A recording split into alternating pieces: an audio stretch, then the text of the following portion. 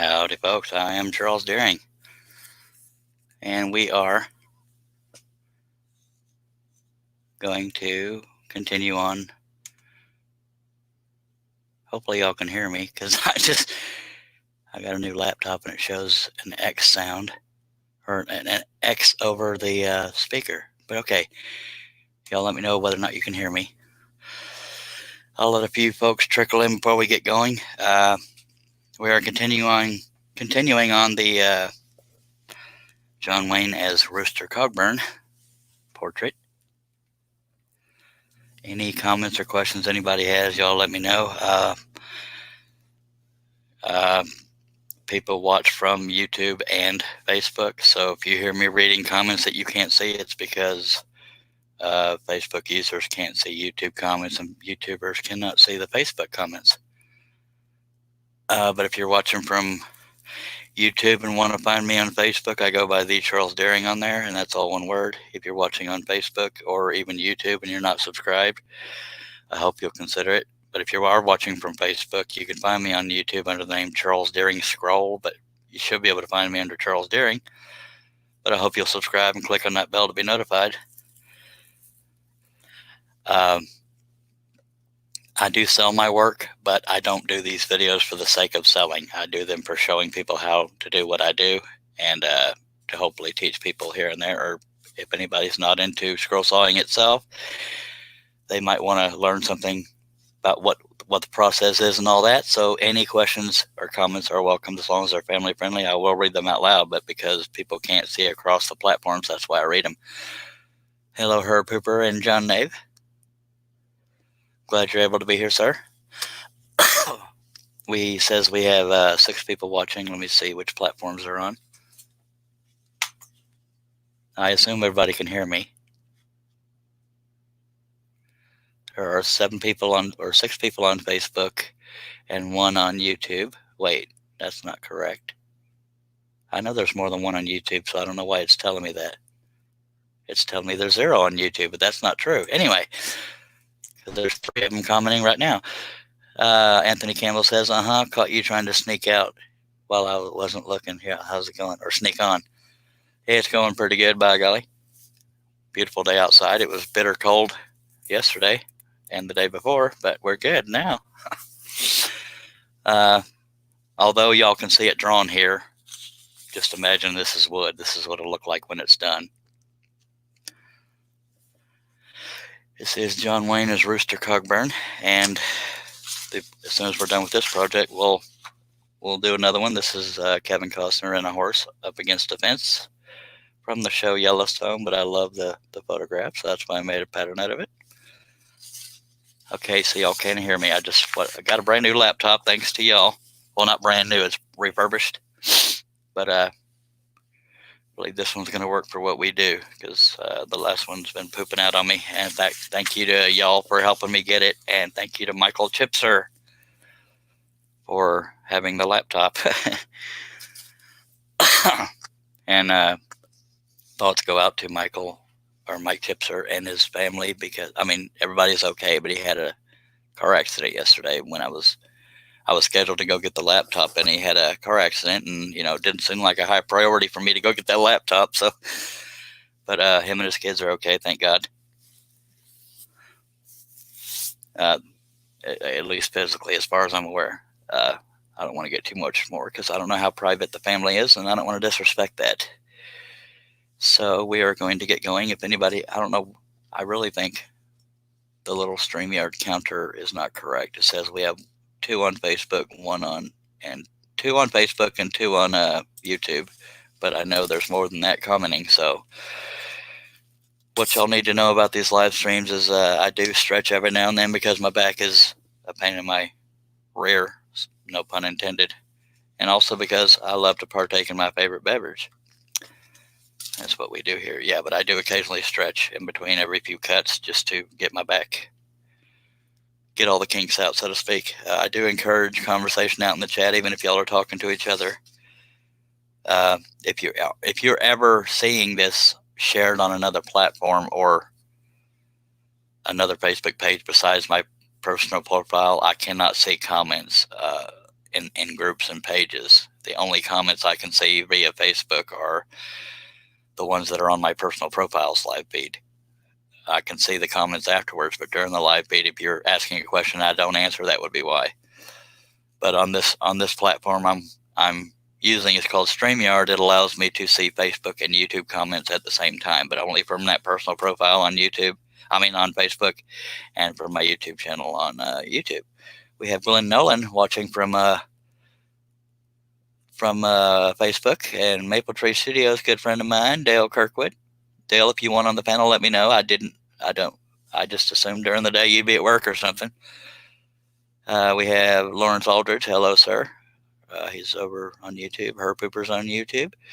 John Bradley says hello, Charles and everybody. Hello, John Bradley. He's on YouTube. Chad Benton says good afternoon, y'all. And howdy, Chad. People watching in the UK are 6 hours ahead of us, and I don't have the clock set on my laptop. It says in 12:16 there, but I'm pretty sure it's closer to 3 here. Well, it's 2:16, so that would make it 8:16 p.m. in the UK. Anyway, are you referring to the panel or oh, you're on the train. Okay, well, I appreciate you dropping in anyways, Dale. I just wanted to make sure.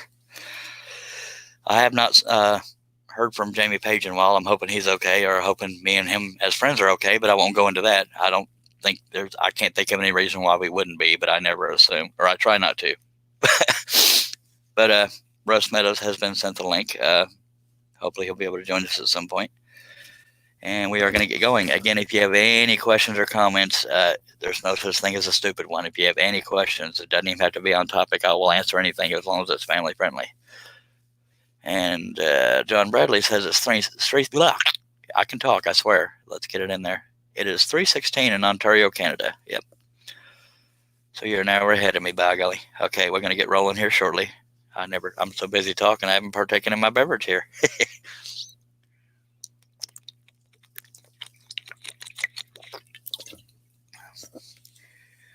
But we have a new refurbished laptop, so we shouldn't be losing any more live streams without me ending them on my own. It is a ThinkPad. Oh God, I don't 460S. There might be a letter before that. I don't remember. Got it from Mr. Michael Chipser, and thanks to y'all, that's how I got it. So here we are. So unless there's any comments or questions that I need to address, when it's just me here, meaning on camera, if I don't have somebody else on the panel to read comments and questions, I do have to stop every now and then in between to read them, because I like to acknowledge people that take the time to be here. But other than that, there shouldn't be any delays unless nature calls. Sometimes I got to step away for that, but we're going to get going. And the last live stream we did, I said I can almost guarantee I'll be back later, barring anything out of my control. But apparently sleep took over, and I woke up way too late, and I just figured, okay, we'll wait for daylight.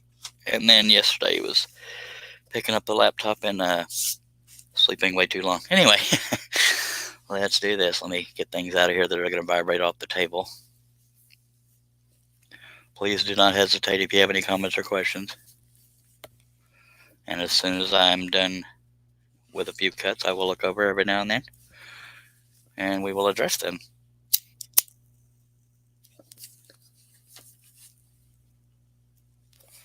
Shaping up to be a beautiful day here in Gatesville, Texas, 45 minutes southwest of Waco. For those that are into scroll sawing or wanting to learn scroll sawing, I'm using number 5 flat-ended spirals from Flying Dutchman. The saw is a 22-inch Heckner, and the wood is 1/4-inch maple ply.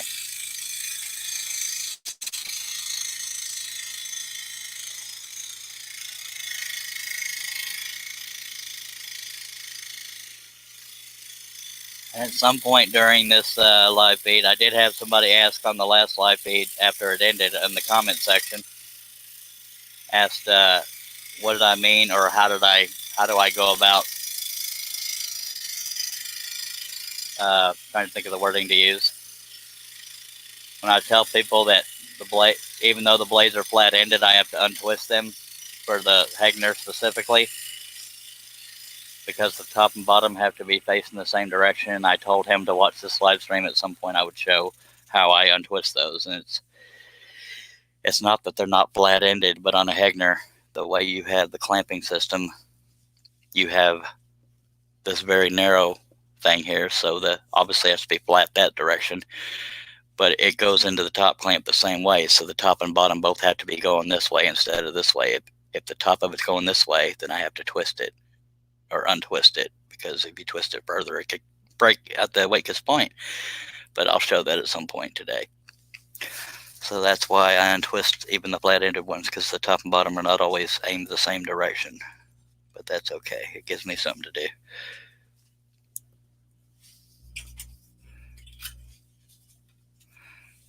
I do not use flat blades because when I first started, I investigated what blades did what, and spirals cut in any direction. To me, it just made sense.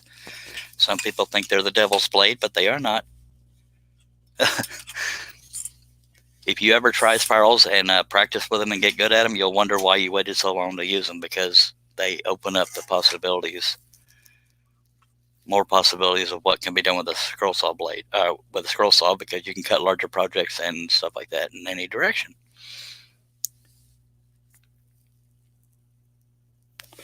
That chat's being awful quiet, by golly.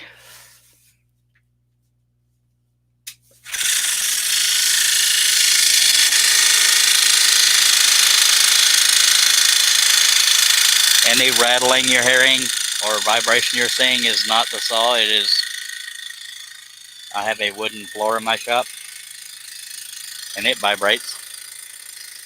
But that chattering sound you're hearing is because, well, let me turn this off.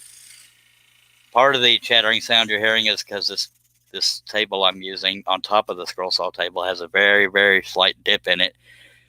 But also because it's the wood shattering off the tabletop, because number one, it's very slightly dipped, and because we have an open area here, so it's going to amplify that chatter sound, but it's not detrimental to the piece.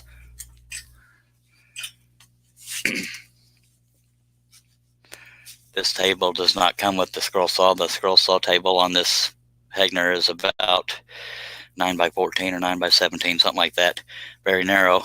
And so I put a wood frame over it and put a piece of Lexan over it and put black shelf paper on that, so that the lights above me would not reflect off the table, and it would also show contrast. So that's how everything is set up. That being said, if anybody has any questions of anything that I did not cover, feel free to throw them on out there.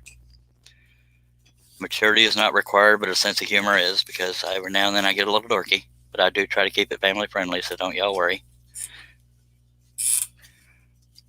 It's a little more relaxed late at night, but doesn't guarantee smut. Trust me. I mean, we don't go that far off the rails. Herb Hooper says, I just finished therapy. Now I'm stuffing my face full of popcorn. Well, I'm glad for you, Herb. Anthony Campbell says, that a 3-ply stack? No, sir, it is 2. Thank you for asking. And thank you for checking on me a while back, too. You checked on me via email. I appreciate that. Lawrence Alder says, it just takes practice with the spirals and a lot of patience. Yeah, I think with any kind of blade, once you learn how to somewhat stay on that line, the rest of it is just patience, because if you can cut out a little snowflake pattern this big, then you can cut out a big piece like this. It really is just a matter of patience. Once you learn to use the tool and get good at using blades and trying to stay on the line. Anthony Campbell says, just looks thicker than normal. Yes, sir. Yes, sir. It's double stacked. Because if I think there's even a remote chance of something selling, I will make more than one at a time. I say that, but sometimes I haven't. And if I really think things will fly off the shelf, I'll triple stack them, but that takes forever. So for these live streams, the most I'll do in a stack is 2. Because if you all saw that live stream where I had just a very simple horse walking, that was triple stacked, and I went through more blades, and it took way longer than it should have. Anywho. Now you'll notice when I talk about the chatter, for anybody that might be watching this at any point, whether it's live or not, if you don't know anything about scroll sawing, it is one of the safest tools you can get with woodworking.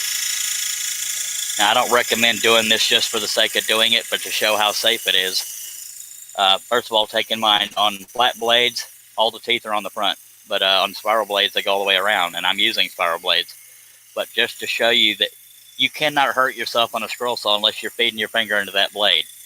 But I'll sit here and I'm going to get as close as I can. Hopefully you can hear this, but I'm going to pluck this blade to show how safe it is. So first of all, look at my finger. There's no damage on there, my middle finger. And I'm going to pluck it. You may not be able to hear that because it's going through wood, but you see just a slight bit of scuffing, but no pain, no nothing. So that's just to show how safe the tool is. I don't recommend doing that just for the sake of doing it, but I do that to show how safe it is. Very kid-friendly tool.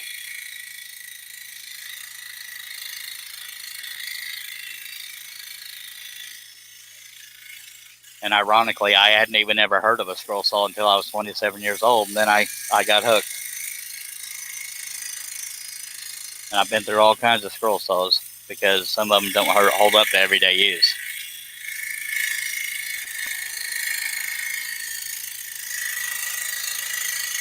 But I will warn you, scroll sawing can become addicting once you get with it. But it's not an overnight thing unless you stick with it. You gotta practice at it. But you will find that the scroll saw community is very helpful. They're not competitive. They're not judgmental. So questions are always encouraged, and especially on these live streams. If I can't answer your question, somebody else in the chat probably can. But I also post in groups that don't allow selling. So again, the purpose of these live streams is not for the sake of selling this or the design. It's to show people how we do what we do. But anybody that is interested in buying, message me privately, because that's not the purpose of these live streams. I mean, you can discuss it in the chat, but that's not why I do these what do we call it? These live streams. I have fun doing these live streams, and I think a couple people have fun during them.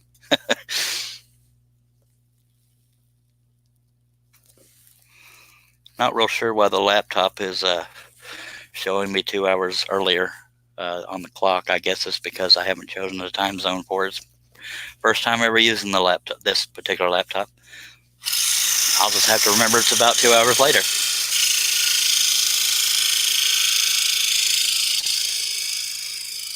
But if anybody's here expecting this to be done during this live stream, unless I do a really long live stream, it won't be done during this live stream, but we'll get as close as we can.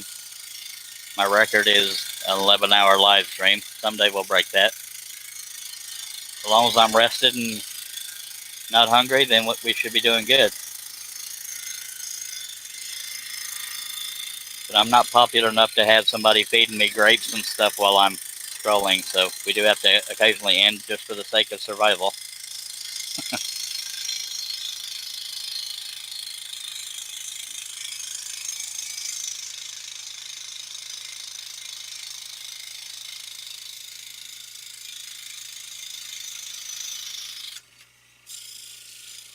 Now, I don't know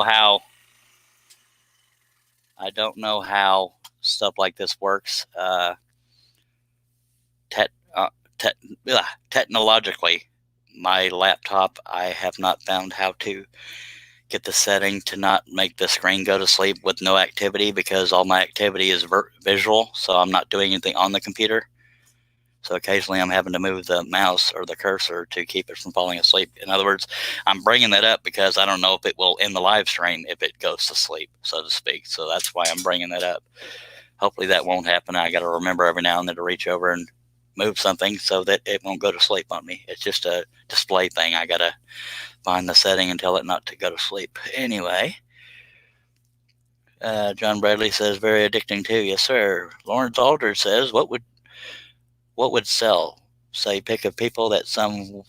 Okay, I got to read this slowly because my brain is not comprehending. What would sell? Say, pick of... Ugh, good Lord. You would think this is a tongue twister. What would sell? Say, pick of people that someone like, if they wanted a photograph of a family member, say 11 by 17 for. In other words, if you're doing a portrait of a family on 11 by 17, what would you sell it for? Lawrence, that actually depends on what area you're in and how much people are willing to pay.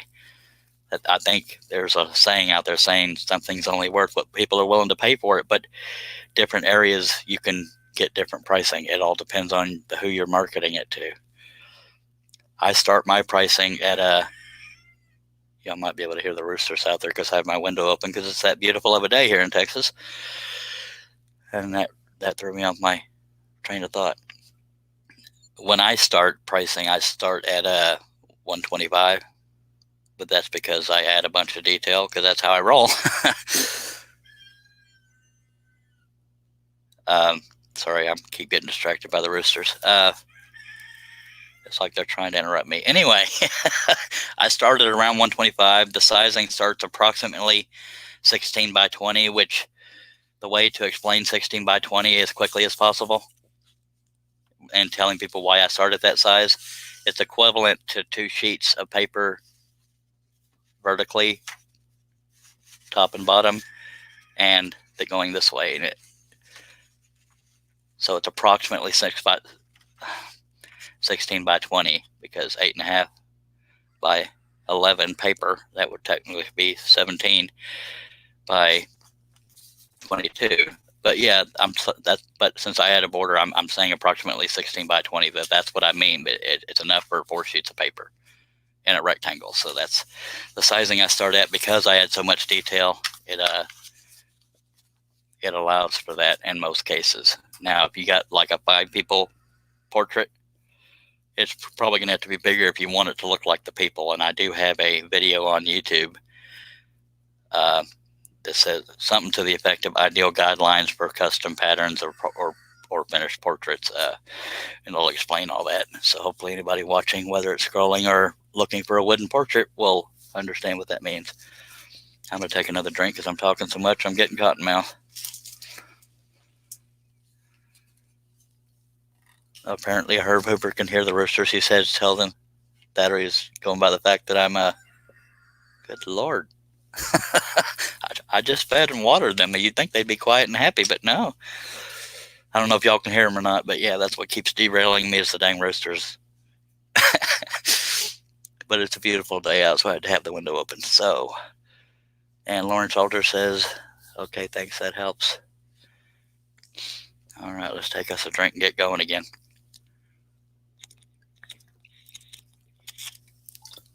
But anytime I share these live streams to a new group on Facebook, that could steer them if I chuckle is because of the roosters, because I'm easily entertained. But anytime I share that I'm like in the John Wayne group, I posted this to let people know I'm not trying to sell anything. The purpose of these live streams is just to show people and to teach people that are into scroll sawing. And I forgot what my point was. Oh, anytime I post to a new group like I did in this John Wayne group, I encourage questions and comments because, people that haven't seen the live streams before, that's why I explain how I'm doing what I'm doing and just generalizing. So that's why you may hear, if you've kept up of all the live streams, and you may be hearing things get repeated, but not everybody is a continuous watcher of these live streams, either not from beginning to end or not every live stream. And this is number 70 live stream, second one of this project. But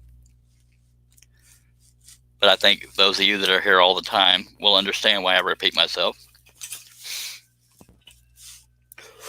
But I always feel the need to explain myself because that's how I roll. Yeah, I have about 5 roosters out there, and they're competing to see who can be the loudest, I guess. And I'm actually happy to say I'm a little warm, so I'm going to take my jacket off. Last live stream, I believe it was pretty darn cold.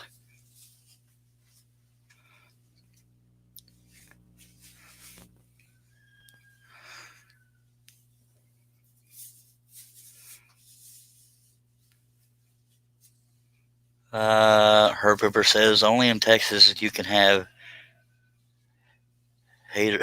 Sorry, I keep dang roosters. Some of them got some really weird crowing sounds. But anyway, only in Texas can you have the heaters going all day, and the next day you got the windows open. Amen. That's exactly what happened here. Lawrence Aldridge says, I saw that. I saw that. May take a second look. I'm not sure what you're talking about, Lawrence, because I've been babbling so much, I don't know what the heck you're talking about. All right.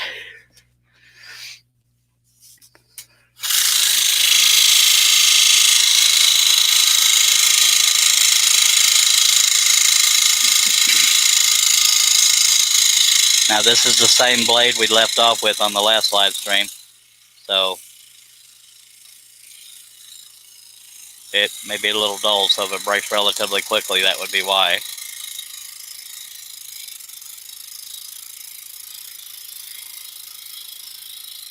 But between stack cutting and using a blade a while, those are the things that can wear a blade down quicker. If I was single cutting, it wouldn't break as much, but either way, you don't want to push too hard. Let the blade do the cutting on the spiral.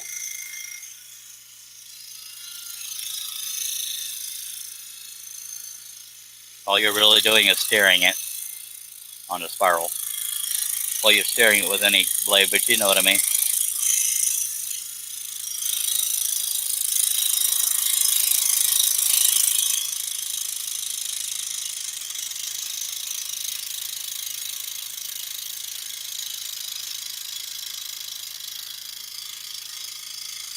But to me, the advantage of a spiral over a flat blade is, number one, on a spiral, you're steering like this. So you can keep it whatever direction you want it. On a flat blade, all the teeth are on the front, and you're having to move the piece around like you would a bandsaw, so to speak.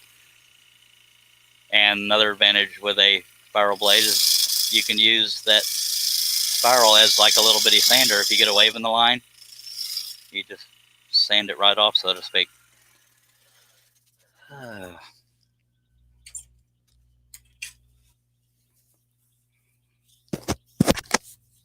Excuse me for the sound effects. I'm constantly forgetting that the microphone's right there by my mouth. But I'm very proud that this is our 70th live stream, so we should be over 100 in no time. I don't really have a goal as far as how many live streams I do. Just as long as I'm breathing, I'll try to do at least one live feed a day, if not two, but every now and then, especially lately. I'm not able to do them daily, but I'm working on that. Good weather does help motivate.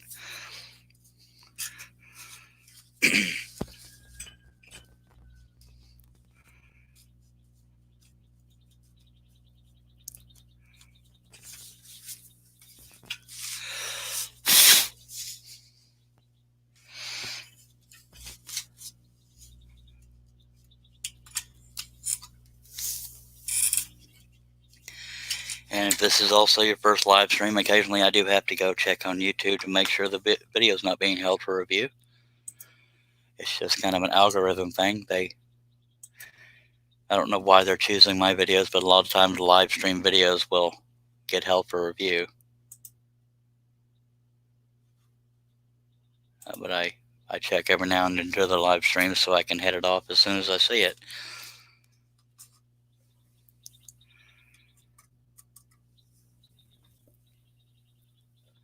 And the reason why the camera is at such an extreme, at such an extreme angle coming from this way instead of straight up and down above it is because some people come here or they want to see the actual blade doing the cutting, and that's why. I mean, because you're really only seeing this much of the blade.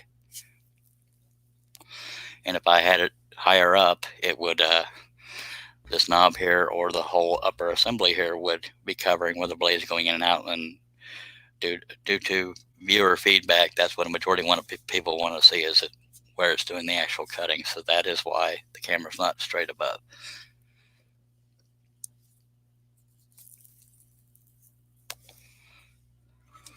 It would be like looking at a drawing, like somebody working on a drawing and then something covering right where the hand is doing the drawing. So it sort of takes away from it. So that's why we do it this way.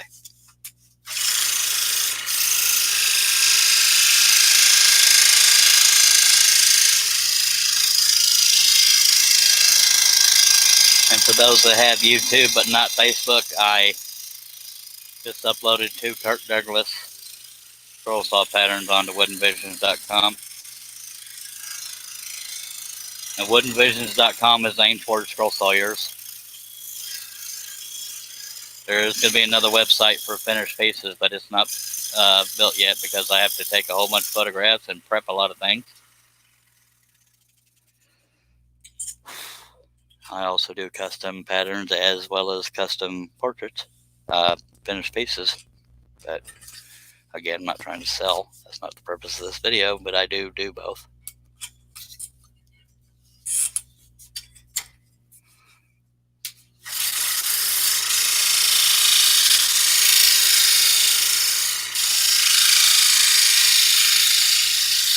As I said on the last live stream, there are a few pieces of detail in this whole project that are around, and I could have used just different size drill bits to do those, but I always use the same 1/16 inch drill bit.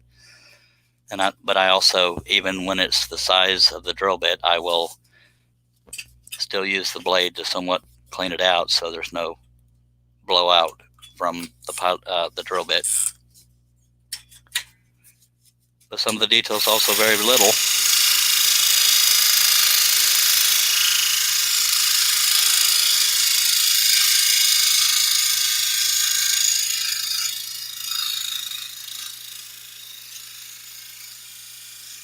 And real quickly, y'all might be wondering how I'm steering it. So for the sake of visual, well, let me read the next comment.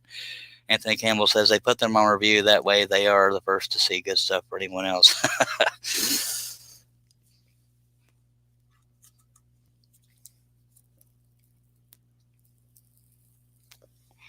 Every now and then for steering, you'll see me like grab down here or any cut area that's already been cut. But for the most part, when I'm working on a project, the steering is done like this. I have my hands on the edge of the piece, one on the end, and well, actually they're on both ends. But yeah, we got one hand down here and the other hand on the other corner along this edge, and that's how I'm steering it. But occasionally I'll come in like this, or stuff like that. So that's how I steer the piece, or that's showing an example of steering with a large piece. Obviously, a smaller, you steer it the same way you would a smaller piece. It just doesn't show up as much because it's a larger piece.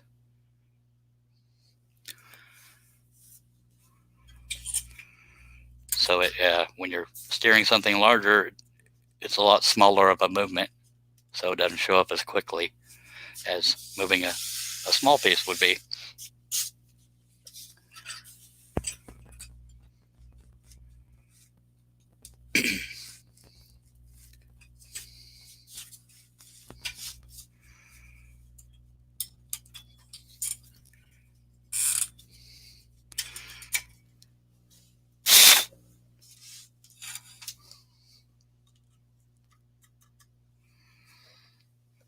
Tom T. Varney over on Facebook says, yeah, I made it the live feed, Charles. Yay. Appreciate it, Tom.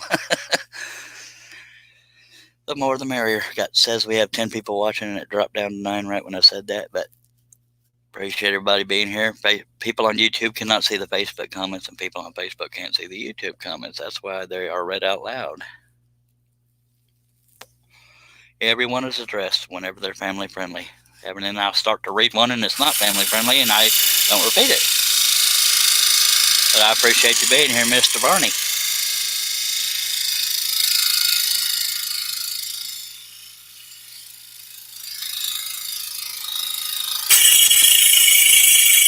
And I jumped on that one. That's what it sounds like. If you're watching for the first time and you don't know what scroll sawing is, that's what it sounds like when a blade breaks.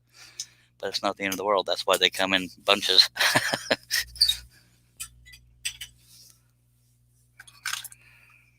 But with the Hagner, it's very quick to just slap another one in there. There's a little cradle underneath, and I have a video called Anatomy of a Scroll Saw that shows specifics about the Hagner, but it's also generalizing about scroll saws. We've got to retension it.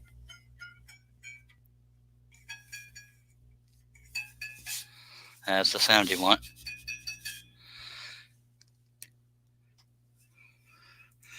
John Bradley's asking, have you figured your next project after this one? Yes, sir, I have. We had a vote, And that will be the next project. It is Kevin Costner next to a horse up against a fence from the show Yellowstone, but it was a beautiful photograph. It's not going to be this small. I printed it out so you know what the design would look like. Just like I printed out the one we're working on right now. This is the one we'll be going into after we're done with Mr. Rooster Cogburn. Thank you for asking, sir.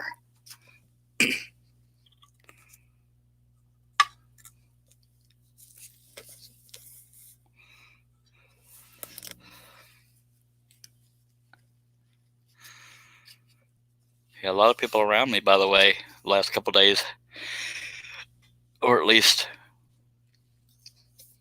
the night before into yesterday, some people got some snow. We were supposed to, but we didn't get any. And the reason I'm bringing that up is it's not that common in Texas, but a lot of people got some.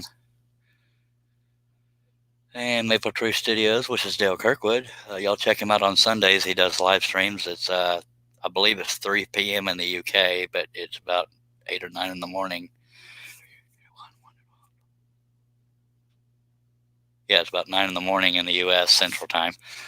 Every Sunday, barring something out of his control, he does live streams as well, and he has his own unique style of scroll sawing. And I've only had one drink of Dr. Pepper so far, Mr. Dale.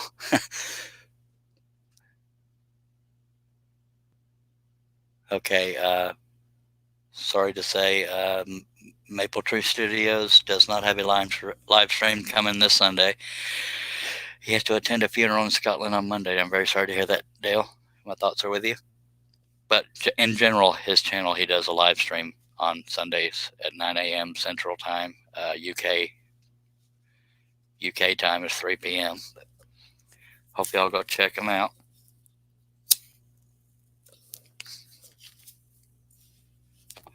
I'm sorry for your loss, Dale. But since Dale brought it up, let's take another drink. Come on now. The more you drink, the more fun these live streams are. What you drink is up to you. I'm not encouraging alcoholism.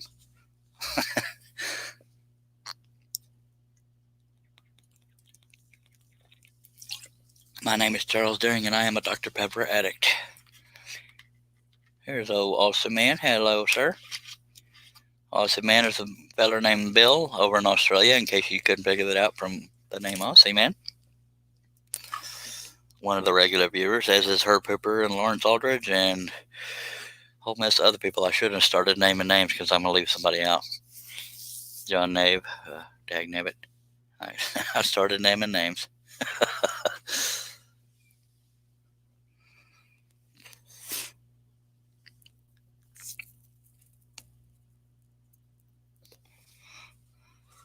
A lot of times people are here, but they don't comment the whole time. That's okay. You don't have to comment to watch. It just adds more interactiveness, if that's a word. Interactivity. I don't know.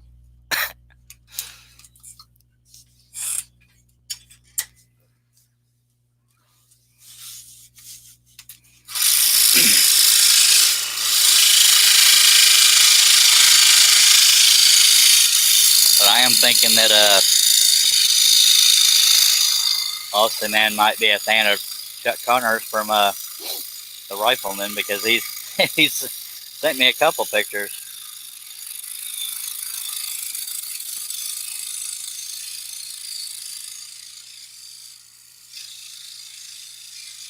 That's also his way of trying to give me content to work on. As far as cuttings go, we have a few lined up, so we're good for a while. But yeah, patterns, it might be something I work on at some point. Again, if you're just watching, I do have 2 Kirk Douglas designs on scroll saw patterns that have been uploaded to woodenvisions.com if anybody's so inclined. Neil Ridge says, is that a Hagner you were using, Charles? Yes, sir, it is. It is a 22-inch Hagner. Aussie Man says, can't stay, I'm afraid. I have to be somewhere this morning. Well, dagnabbit. Yeah, it's morning time over there in Australia, and it's probably morning time on Saturday. I had to stop and think what day it was. My days and nights run together because my sleep schedule is so twisted. We have been known to have real late or / early live streams. As far as U.S. Central Time, I've been known to have them at like 2 and 3 in the morning because I'm wide awake, can't think of anything else to do. It's not the norm, but it does happen. But nothing about me is the norm, and that's a good thing. It's intentional.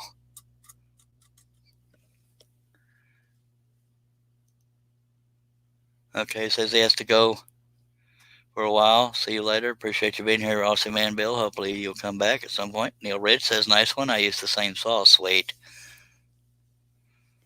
It is a wonderful saw. I'll give it that, definitely. The only drawback to me is the tiny table, but the average person doesn't cut as large as I do, so it's not an issue to them.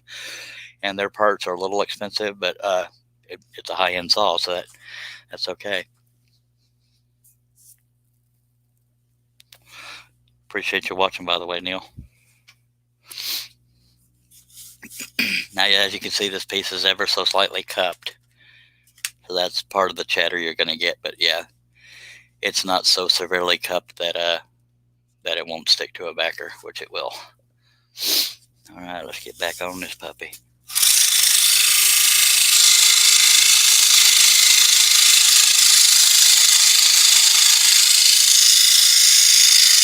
But as far as staying on the line, it's more mandatory in things where the shape matters, like the shape of a face or just something where the shape makes a difference. But when you're working on wrinkles in this clothes like I'm doing right now, if you go off the line a little bit, it's okay because they're not identifiable features. The most important place to stay on the line as best as possible anyway is the face, because that's identifiable features for people. But examples of where the shape might matter could be even somebody's hairdo. If you go way off the line and you jump back to the line, if you see a big old crook on the outline of the hair, it could look funny. It's not detrimental, but it can look funny. There's a good rule of thumb too. If you go off of the line on any part of a project, slowly come back to it. Because if you jump back to it, you'll have a big nook in the line. It's kind of hard to explain without doing it visually. And Neil Ridge says, my absolute pleasure. I can talk, I swear. I think my mouth has already taken a nap. I slept 10 hours last night and still managed to sleep 3 or 4 more hours about an hour later. Yeah. I do not have a normal schedule in me.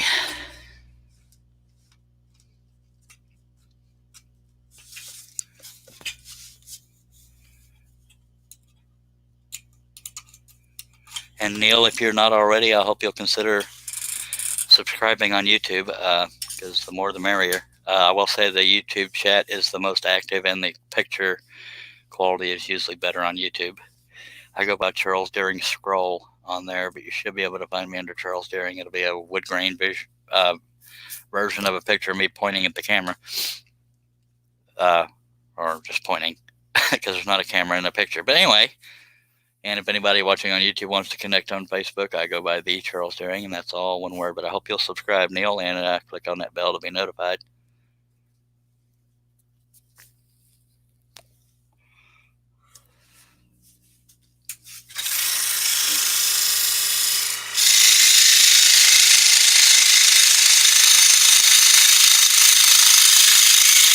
I keep talking about what's important to stay on the line and what's not. It's not a bad habit to try to stay on the line anyways, but there's just some areas you can get away with not being perfect, so to speak, and other ones where it's a little more important. But just know that some people are intimidated by spiral blades, but that blade cannot cut in any direction you don't steer it, and it can't cut any faster than you're pushing the piece into it. So it's just practice. Now, some certain wood types, the blade will try to follow the wood grain, but, again, it's just practice.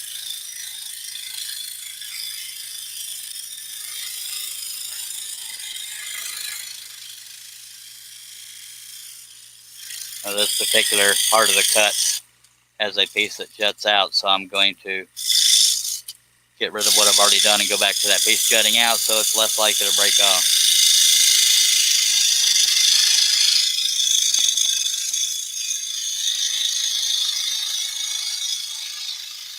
Because it's only being held on one end. So if I were to come from the base of that jutting out part and then come up to here, it'd vibrate more. That's why I started at the tip of it to finish it.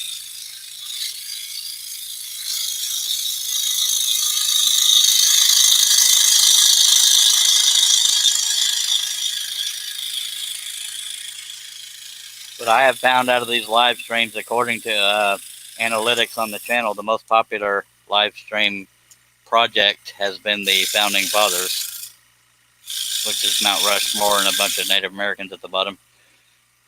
That seems to have gotten the most activity and views and stuff. So, and that was the project we were working on when we had the 11-hour live stream. By golly. And Maple Tree Studios, Dale Kirkwood says, my favorite John Wayne movie was The Quiet Man. Mine, I believe, what was my favorite? Mine was probably True Grit. And the other one called Cowboys, looking after a bunch of kids. Real generic way of putting it. I'm still catching. I still haven't seen all of his movies, but I'd like to. Some of them I can follow, some of them I can't. John Hillstrom, hello sir, says, what size drill bit do you use most of the time? I use a 1/16 inch drill bit. And if I could reach it right now, I'd show it to you. But pretty sure you know what a 1/16 inch drill bit is.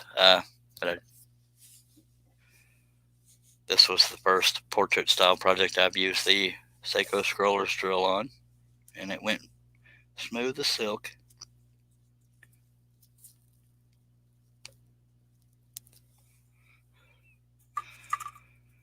And we're going to take us a drink because I stopped too long.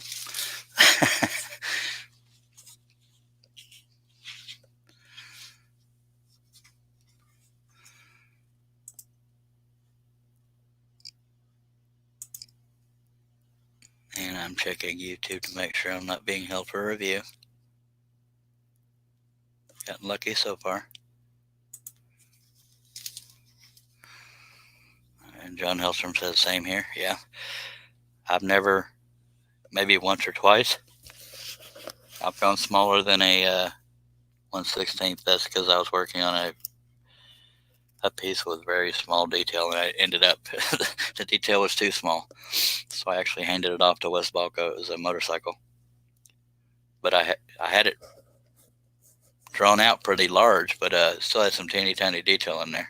And I don't go smaller than number 3, so I usually don't need smaller than 1/16 drill bit. Excuse me. So I'm going to take a drink, Dr. Pepper, stretch my back a little bit. We'll get rolling again. And I'll keep this live stream going as long as I can because now I'm not afraid of the laptop dying on me.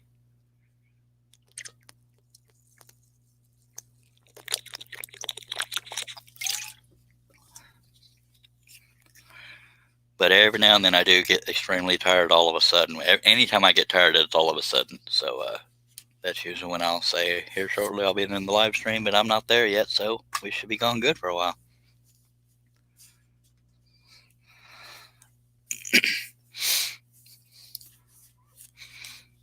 But people ask me how long a project will take. I never know how long they'll take, especially since I started doing live streams. I stop to stretch my back every now and then, but I also read the comments and questions and stuff like that. So I have no way of knowing how long a project will take me, especially that I only work on projects during live streams unless it's something I've already done on a live stream and somebody ordered one. Which is the case for one of my earlier live streams. Somebody ordered one of those and I had given it away at Christmas, so I have to cut another one. It's already been drawn out, but I need to cut it, but it won't be on a live stream because it's already been done on a live stream.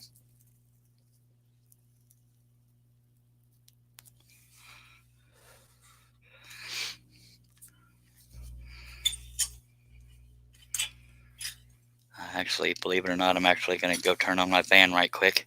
Hopefully I can reach it from here. No, I cannot. Yes, I can. John Hellstrom says, can you show how you feed the blade into the hole? I will do my best, but I won't be able to get the camera up under there because it's up above. But I will explain it as I'm doing it. But let me turn on this fan right quick if y'all don't mind.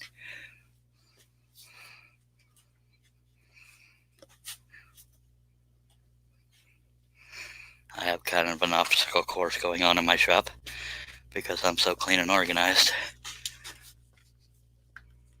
Don't need it on full blast, just enough to give me a little breeze. People up north are saying, "You crazy." I will explain it, John, because I can't show it because the camera won't go up under the piece. But I will say, okay, let me just get a piece of waste wood here if I can reach it. Okay, let's imagine this piece has a pilot hole in it. What I'm doing on the underside of the piece, at least as far as this, by the way, when you're feeding from up underneath, it's called bottom feeding. That's for people that don't know the term. But let's pretend there's a pilot hole in here, and let's pretend this you're seeing up under the piece. What I'm doing is I have my fingertips slightly above the blade, and I'm feeling for the pilot hole, and then let me get a little closer. I'm feeling for the pilot hole, and once I find that pilot hole, I'll slide my finger out and then try to put the blade right in the pilot hole. Now, here lately, my sense of direction's a little off, but that's how I do it, as I feel for the pilot hole with my finger, and then I'll slide the blade up into it if it goes smoothly. So hopefully that answered your question. Now, some saws will allow you to top feed, which obviously means, well, not obviously, but it means feeding the blade through the top of the piece. But the way this blade system is set up on a Hegner, it's a bottom feed system. But on those saws you have where the upper arm lifts up, which is the case on the Seiko. When I use the Seiko, I top feed. And I had never top fed before I got that saw, believe it or not. So I hope that helped explain it, John. And I missed some comments. Let me scroll back up. Lauren Chalder says, mine was The Shooting and Angel and the Bad Man and the Man That Shot Liberty Valance. Are talking about favorite John Wayne movies. Anthony Campbell says, depends on how much we talk. I think it's referring to how long it takes me to get a project done. Yes, sir. Well, I tend to do a lot of talking too, but it's because I don't want to ignore people out in the chat.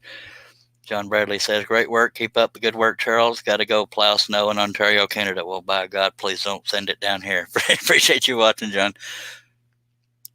Anthony Campbell says, be careful in the snow. Maple Tree Studio says, mine was Cutting the Live. I'm not sure what you mean by that, unless that's the name of a John Wayne movie. Cutting the Live? I've never heard of that. Maybe I'm just totally off the rails here. Lauren Chalder says, I'll check back later. Keep the live shows coming. Absolutely. And you're welcome, John. All right, let's get back on it after I get situated here. I have no idea what you mean, Dale. Mine was Cutting the Live. I've never heard of that. Unless you're being sarcastic about live streams. I don't know. And John Hellstrom is apparently lacking. He says, we only got a foot of snow here today. Yeah, we were supposed to get snow yesterday, but we didn't. I was a little disappointed because I haven't seen snow in a while. But, I mean, I have seen snow before. But I'm about sick of cold, personally. I'm pretty sure most people are. Some people like the cold, though. That's just weird. Of course, I'll be griping when it gets too hot, too. I can take dry heat over 100, but, man, that humid heat, woo, that'll knock me on my hind end, I tell you what.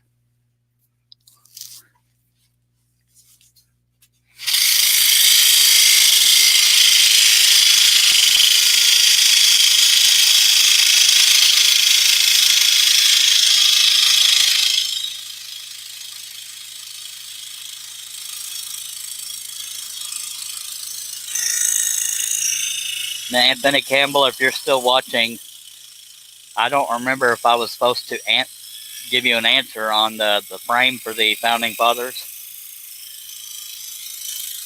I think the only thing we really need to work out is what you want in return, because I have no money. But yes, I would like to have a frame for that. So if you were waiting on the go-ahead, you have it, but I don't want to obligate you either. I assumed you were volunteering it. It's been a while, and I haven't really addressed that, have I?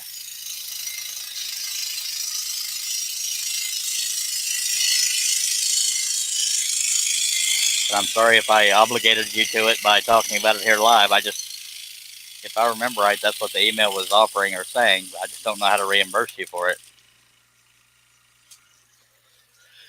And Andy Marshall, hello again, Miss Marshall.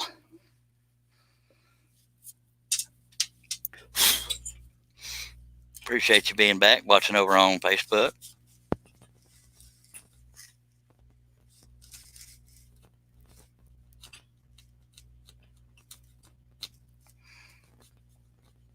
Let's see, John, I was telling you how I go about finding the pilot hole. Every now and then it takes me a while to find it, because that would be entirely too productive for a live stream to just find them every time. Plus, I think some people like it when I derail and totally go off the rails, but we try to keep it consistent here.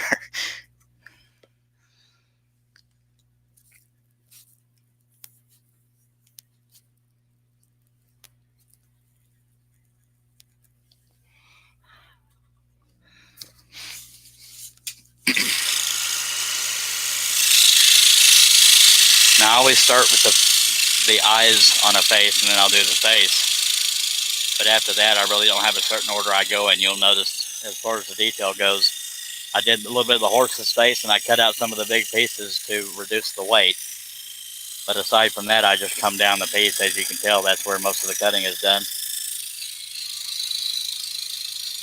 Some people choose to cut out all the little cuts first. I don't really worry about it, because if I'm working in a fragile area, I just keep my finger closer to the blade to reduce vibration. My way doesn't have to be everybody's way. That's just how I do it.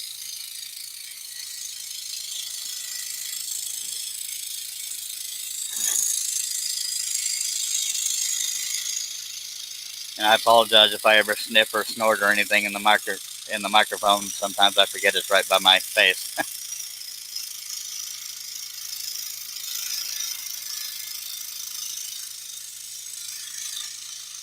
But if it makes y'all feel any more secure about me, I don't generally talk this much when I'm by myself, but I do talk a little bit.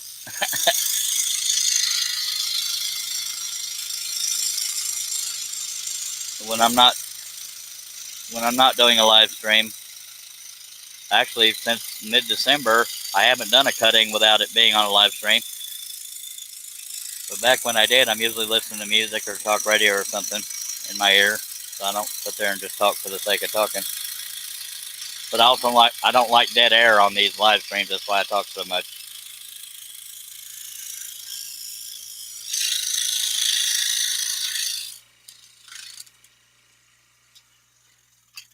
But any comments and questions are encouraged. There's no such thing as a stupid question. We all start somewhere. Roberta Morton, welcome back. Watching over on Facebook, says, "Hi Charles, I'm watching along with my grandson." Well, what is your grandson's name? And I'll give him a shout out. By golly, thank you for watching. By the way, Roberta. Now, grandsons can be babies and they don't understand their name being said, but we had a 10-year-old watching the other day, and kids love it when you give them a shout out.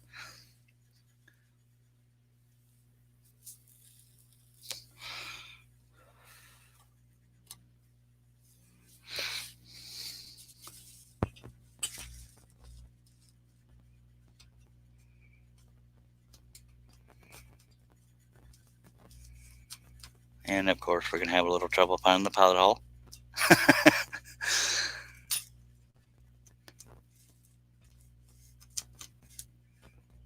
Sometimes this happens. Who am I kidding? It happens all the time with me. So I'm going to break out my little light here and look underneath, and I put a dot of a Sharpie on the pilot hole. And that allows me to find it visually.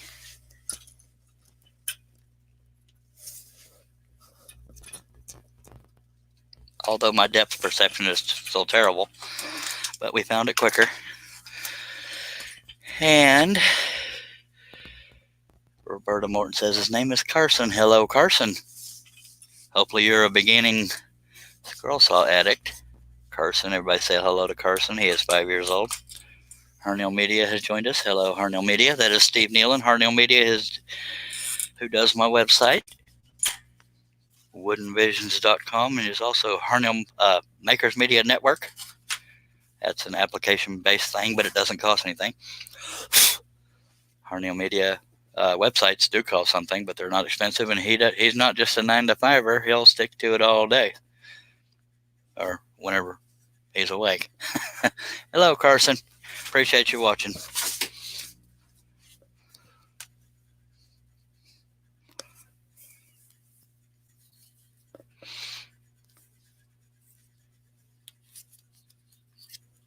Let me stretch a little bit. By the way, Harno Media and Russ Meadows are my chat moderators. I don't think I've ever needed to kick anybody out. But in the event something completely foul is ever said, they are there to get rid of them. I just figured, why wait till something goes south for them to be there? And it also allows, as you can see, if you're watching on YouTube, it allows Harno Media to post links when I talk about a certain website or this and that. And that's pretty cool, because the average person watching in a chat is not able, and it's not because of me, it's the way YouTube works. It keeps people from being able to post links. But if you're a moderator in a chat, you get to do that. Herbert Hooper has switched over to or maybe he didn't want me to say that, since he just wants to say, oh, it's because Roberta Morton and Carson are watching over on Facebook, and he wanted Carson to be able to see that, so he went over to Facebook as well. Good thinking, Herbert.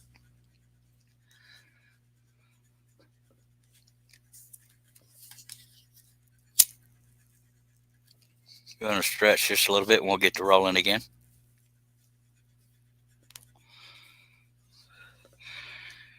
Roberta, is he reacting to his name being called? Or is he distracted? Remember the last time we had a kid watching, we were all saying his name, and the guy who had the kid, I don't remember the kid's name or the guy who had him, but he was giggling. I thought that was kind of cute. Herb Cooper says, no, Charles, I'm on the phone and my tablet, one on YouTube, the other one is on Facebook. All right. That works for me, by golly.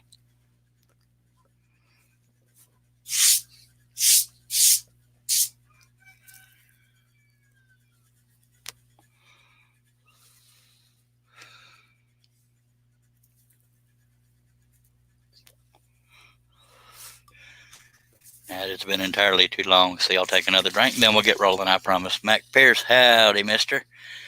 Mac, as far as I know, your coffee cup, and I believe it was a cap. I believe I got an email saying it shipped out today, but don't quote me on that. But I will give you the tracking number. It showed a tracking number, but it said it could take 48 hours before the tracking number shows anything. But I got a tracking number today, so it probably shipped out. Mr. Mac Pierce watching over on YouTube.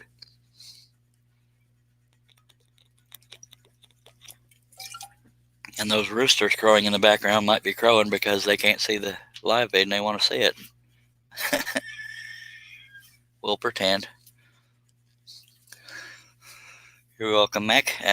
You may have to remind me on Facebook, Mac, but I will. Yeah, because you know me and these live feeds, I forget everything. So please email me or message me on Facebook after the live stream, and I'll forward you the tracking number. That's coming through DHL, I believe, at least in the beginning of the tracking. Hello, Josh Grover, watching over on YouTube. Been a while. He posts a lot of pictures of his daughters doing cute little crafty things. I think that's kind of cool. I think their latest thing is working on dog biscuits, pumpkin flavored, or dog treats. I don't know. Cute little kiddos.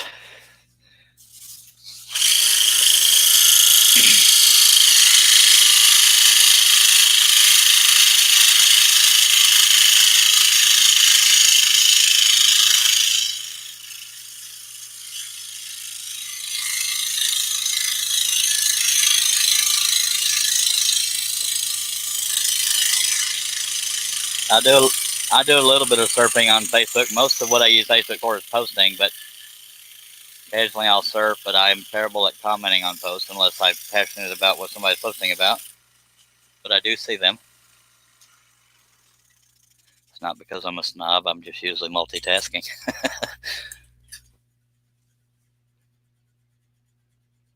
Peanut butter pumpkin dog treats. Yep.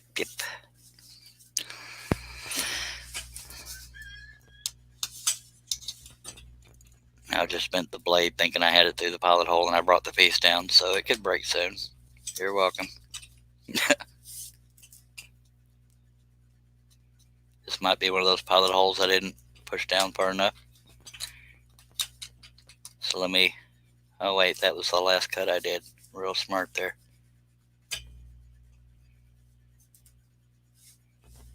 Okay, I think we might have to break out the... Nope, we found it. I forgot what I was talking about, but it bent my blade a little bit.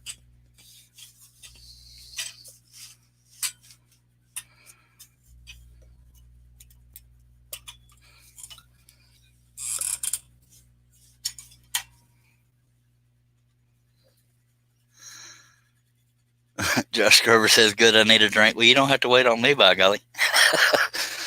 For those that don't know, we do have a little drinking game. It doesn't have to be alcohol. That's up to you.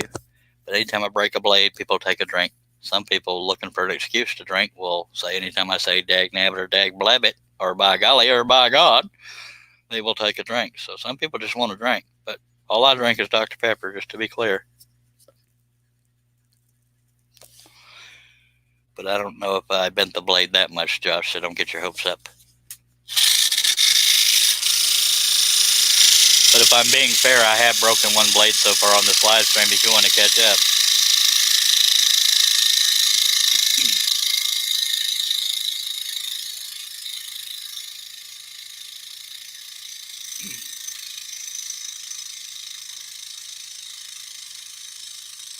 I hope this ain't private, but I am going to ask, are you still employed? Because you talked to one day about how you had an argument with your boss, and you're not usually here this early in the day. So that's what makes me think it might have gone too far.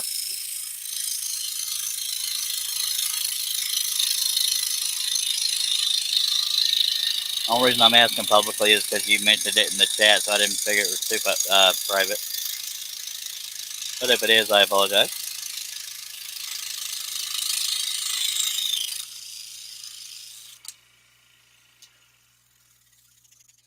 Anybody wondering what these black X's are? That's just telling me where I have the brad nails holding the stack together. So that's why I haven't cut those yet, because I wait till I'm past that area, and there's a couple more right here.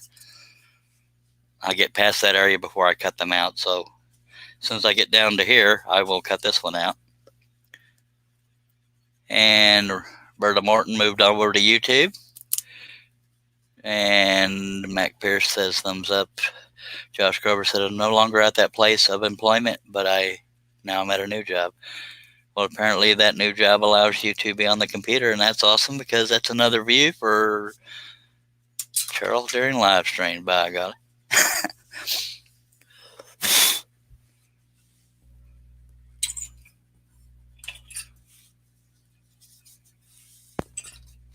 Works for me, but I hope you're happier at your new job.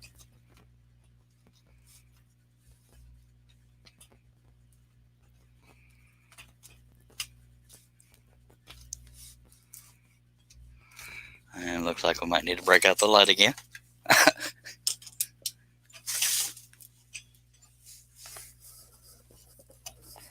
Well, I was closer than usual that time.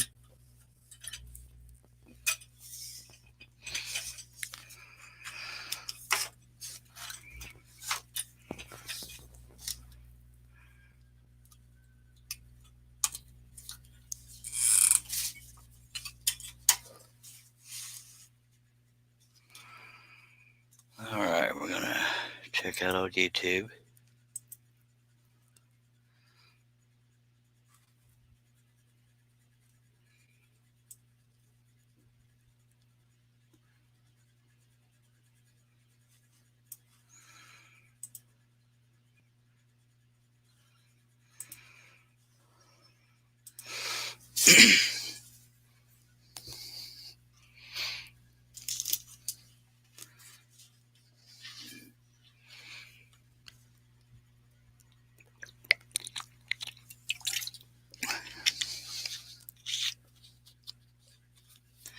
Roberta, did Carson react to his name being called out loud?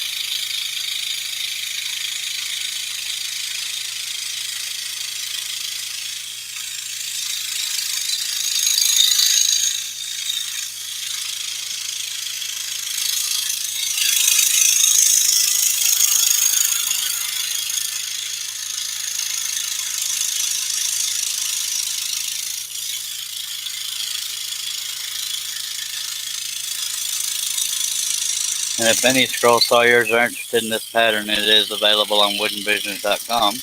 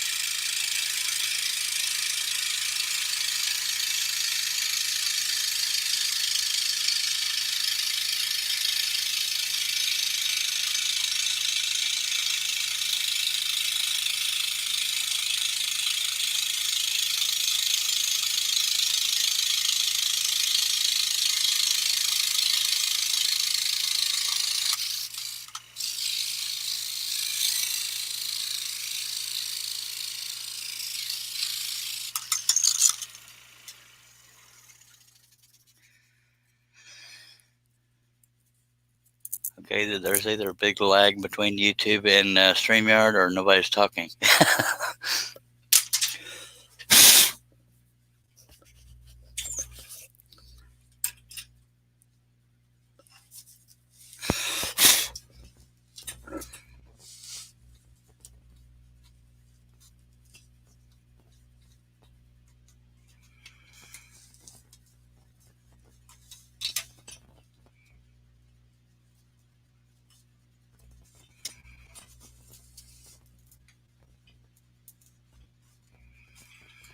This may come as a shock, but I cannot find the pilot hole.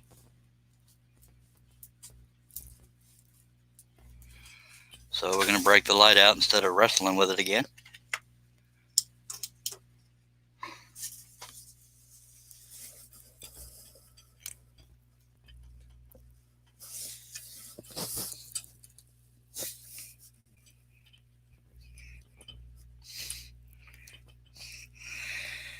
The light doesn't always help because I am still blind as a bat. I can see it, but I can't always judge right where it is.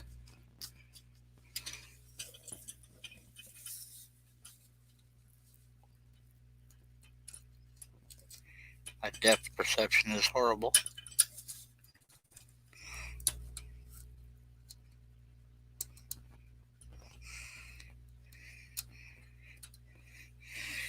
It looks to me like I'm right there, but dang, blade won't go through. There we go. Better late than never. Oh, diddly. Wondered if maybe I should go over to the YouTube watch page for the times that there's a lag between YouTube and whatchamacallit and StreamYard.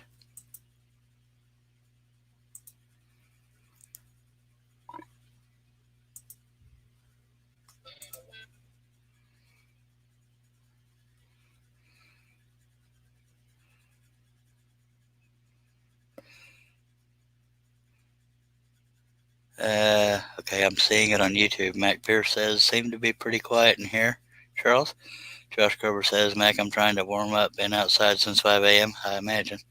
Let me get back over to StreamYard. Now they show up.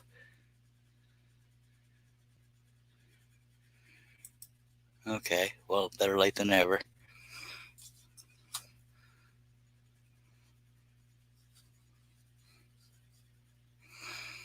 Okay, let me reset the camera a little bit here.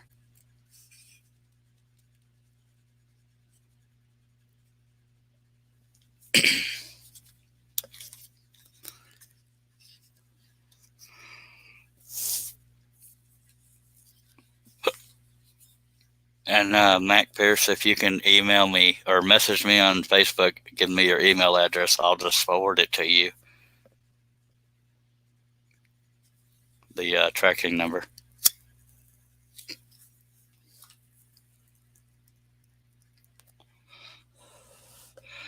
Or I could just copy and paste into Messenger. It made too much sense.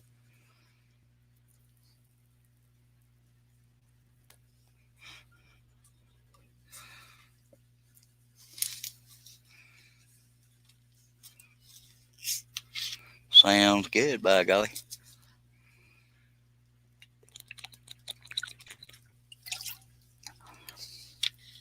Let me try zooming in just a little bit. Not zooming in, but moving the camera closer, because I'm not able to zoom in.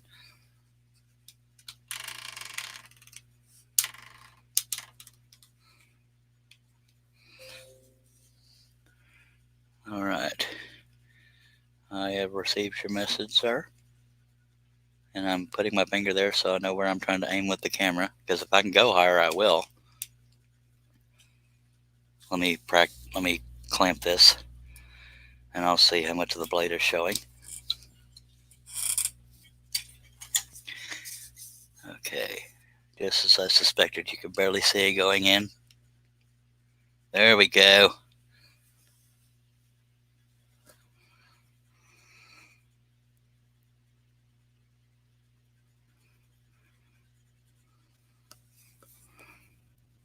Yeah, Josh, it was about that temperature here in Texas when I woke up, but it warmed up much better now.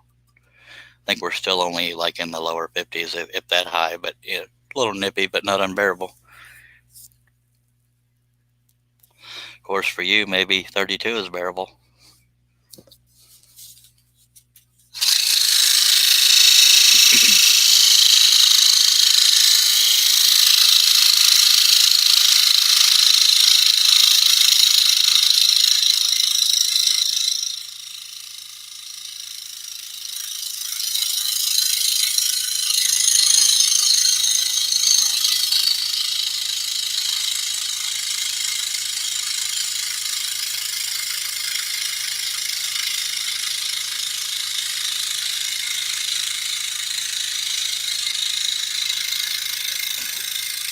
For per the usual, y'all let me know if the video is of decent quality or if it's blurry or if it's trying to autofocus. If it's blurry, I don't know how to fix that, but if it's trying to autofocus, I can move the camera.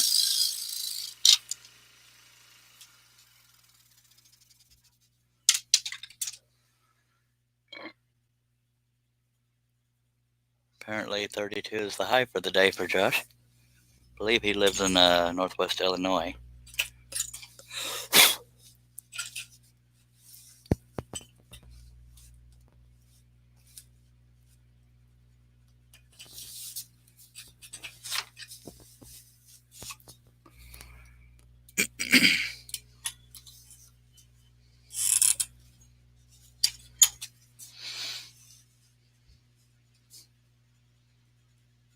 John Bradley says he lives in Canada and it's negative 10 degrees in Ontario today with snow. Good googly moogly. I'm glad I don't live in Canada, no offense. Woo.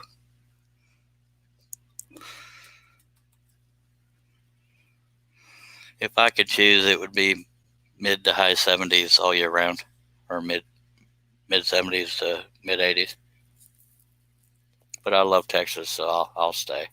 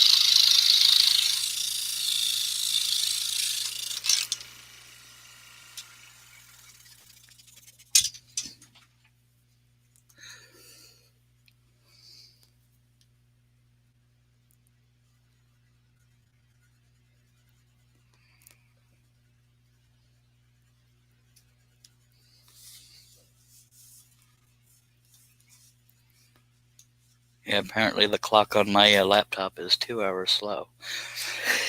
That's why I was being quiet as I was checking the time.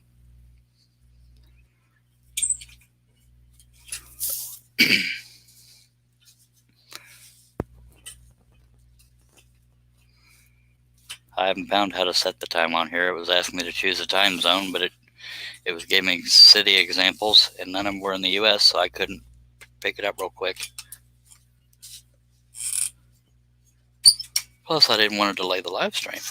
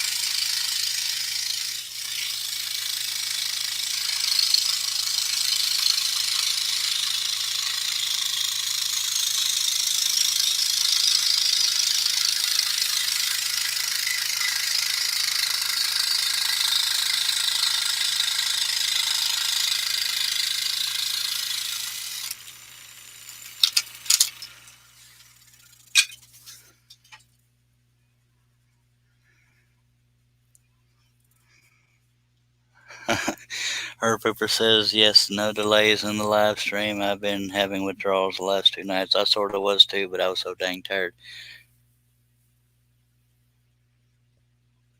Josh Grover says he's also been in withdrawal, just hanging out. By God. Well, I'm sorry, folks.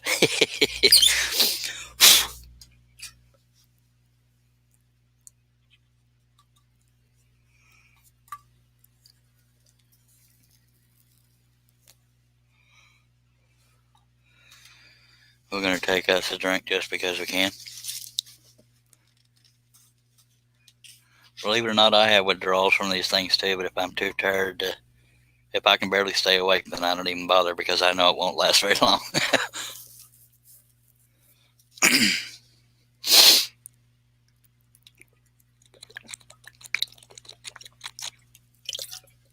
This one's almost done, but don't you worry, I got another one on standby. Because I will not be on the floor of this shop anytime soon if I can help it. And you're not lying. Josh Grover says, Charles, if you had a normal schedule, we'd be able to watch and hang out. Agreed. I wish I had a normal schedule. I could actually schedule things, but no. My body decides when it's too dang tired to stay conscious. And it's usually pretty quick because I am on meds that make me tired, but so I don't usually gradually get tired. It's usually all of a sudden. That's why I never know how long these live streams will last. But we did manage to get an 11-hour live stream in once, and before that, my record was 10.5 hours.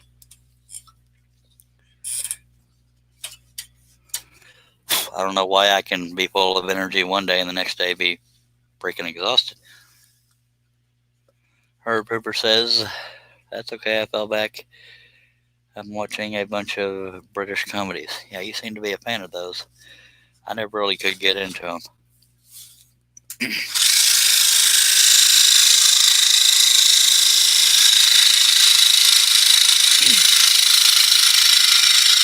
The last live stream I did before this one, I had every intention of coming back that night, but I slept till like 2 in the morning, and it didn't seem... Because when I do cutting live streams, for some reason I want to keep those for, normal hours in the U.S., but not every viewer is a U.S. viewer, so I need to take that in mind. But also, as far as statistics go, most of my views are in the U.S.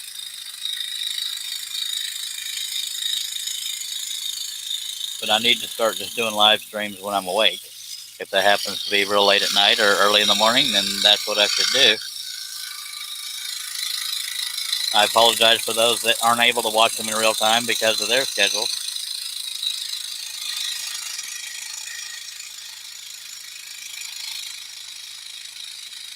Because the last couple of days, I could have done them real late at night or early in the morning because those are the hours I was awake. I debated, because most of the viewers of these live things tend to be in the U.S. no matter what time I do it. But the later night ones have had people from Brazil, Egypt, where else? Well, Aussie Man comes in here almost every live stream anyway, but yeah, UK people. Anyway, so there's that.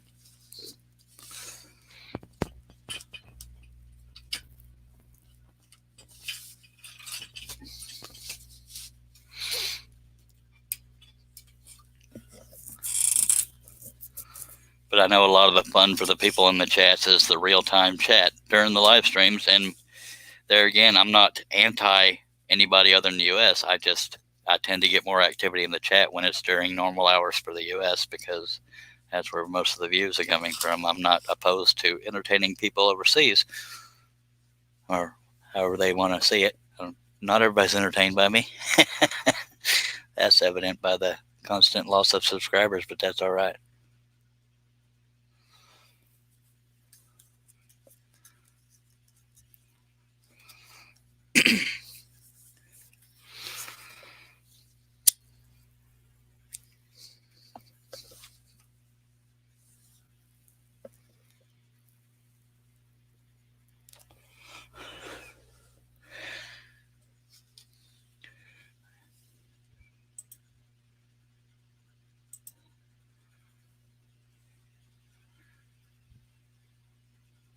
And real quickly, I mentioned earlier somebody after the last live stream ended left a comment asking how did I do the untwisting of blades for the Hegner clamping system.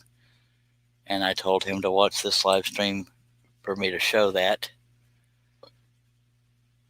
And I haven't shown that yet, so let me go ahead and do that just with a blade I know is twisted.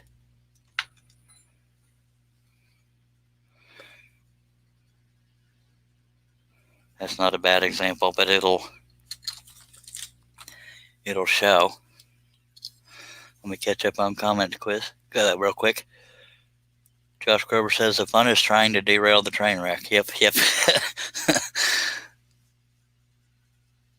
Yeah, agreed. That tends to be the most fun for some people. And the last time me and Russ Meadows completely lost it, I believe it was one of the late night live streams. But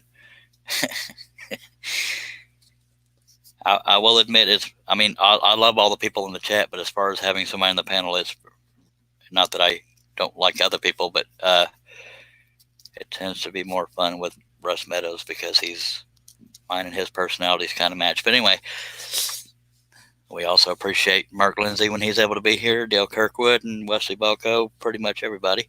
Jamie Page, it's been a while. Really hope he's doing okay. But okay, for the person, I can't remember his name. Let me actually go look because I want to be fair to him, so I can call him by name.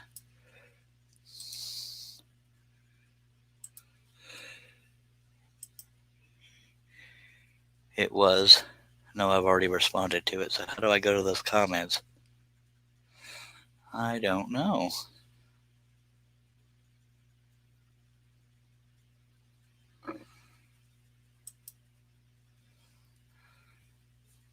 Can somebody go to the comments of the last live stream, which was live stream number 69, and tell me what the guy's name is? Because I can't navigate too far away from where I'm at because it'll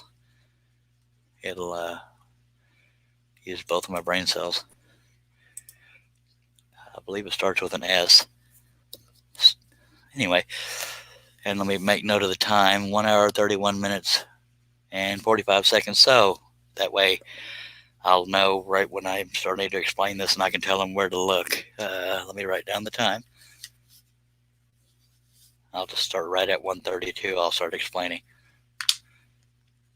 So this is how you untwist.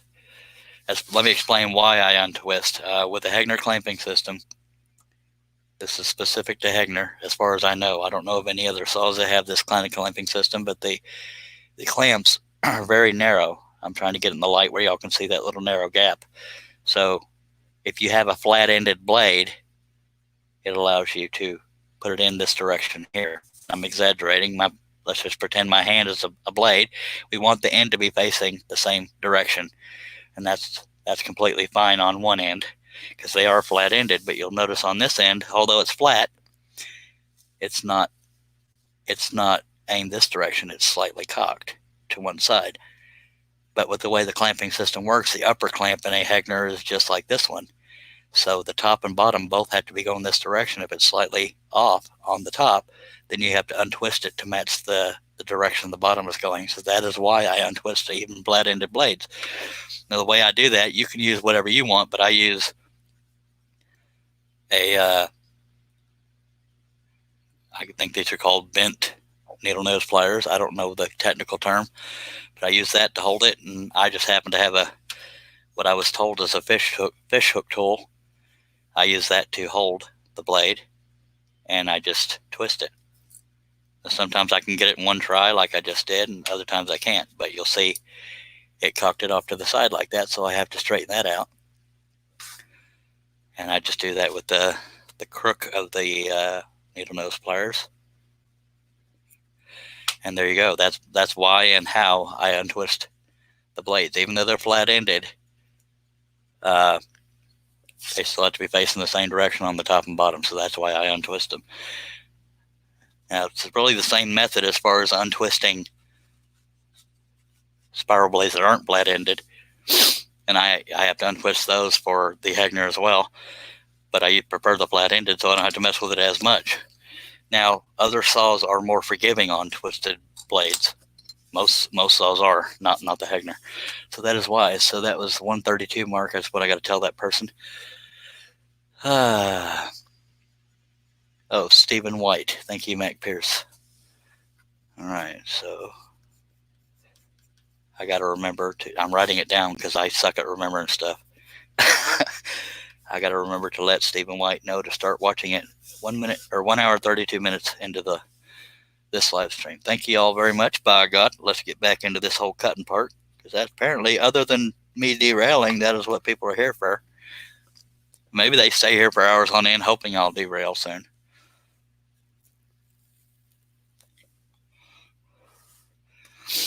But hopefully I can stay conscious for a while because it is a Friday, and that's the views tend to pick up towards the evening when most people are home from work. And thank you very much for letting me know that, Mac.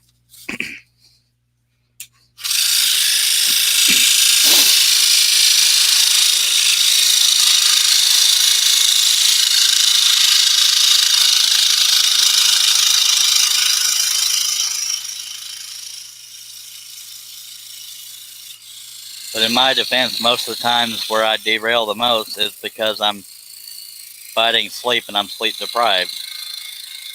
So y'all probably don't like it when I stop the live stream to actually take a nap because I'll be more rested. But it's hard to stay motivated when I'm exhausted. But if I'm being honest, I'm just as entertained by the derailments as y'all are.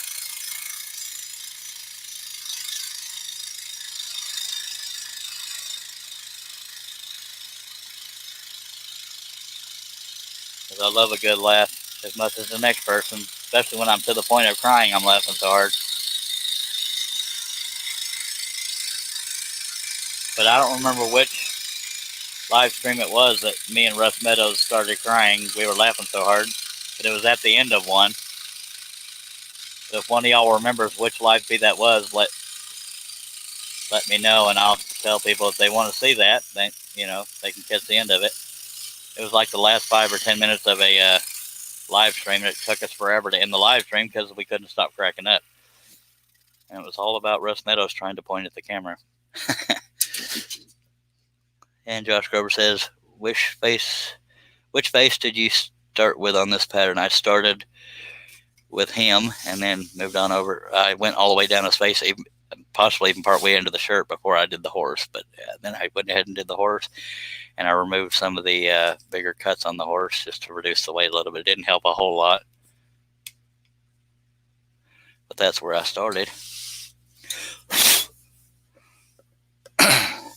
And I probably could have gotten away with just moving down the piece and eventually getting over there, but yeah, figure what the heck.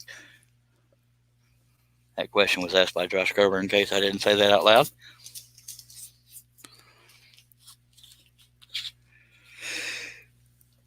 Yeah. Excuse me. Everybody, let's finish off this drink.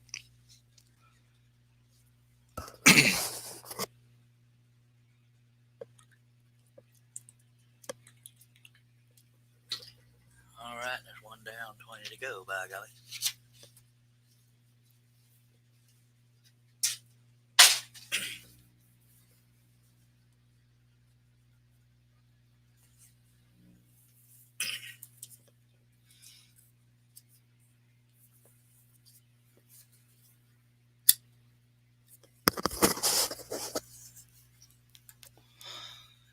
And we're ready to roll, baby.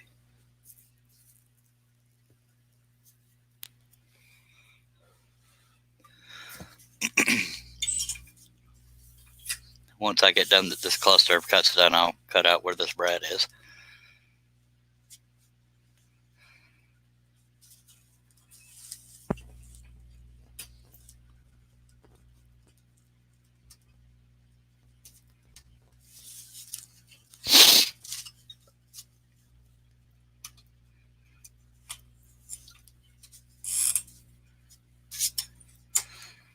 But I will start trying to be in the habit of no matter what sleep schedule I'm on, is when I'm awake and able to do something for any length of time, I will start live streams, even if it's late at night in the U.S. or early in the morning in the U.S. Because for a while there, I've been neglecting doing live streams when it's not normal hour in the U.S., but not every viewer is going to be in the U.S., so...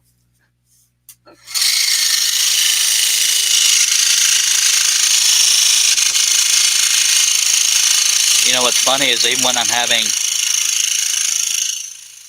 health or whatever pain issues,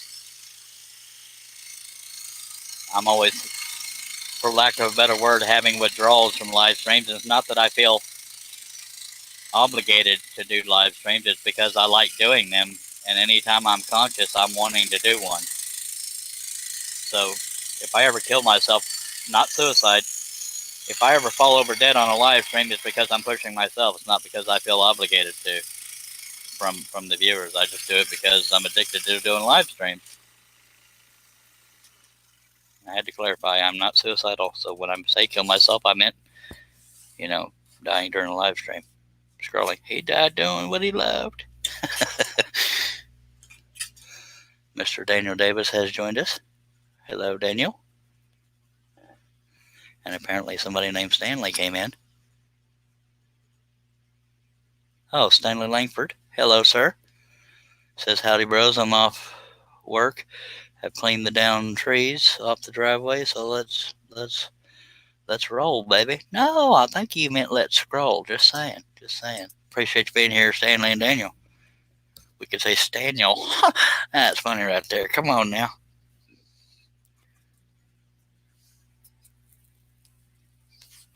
That's two birds with one stone right there.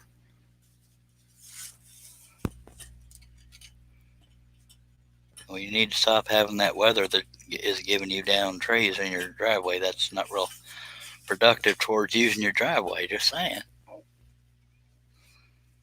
And Tim Karp has joined us. Hello, Tim. Josh Grover says we'll put the Hegner in your casket. Yeah, the Hegner will add a lot of weight to that casket. Plus, you got to leave room for a big old 2-liter Dr. Pepper to be in there, by God.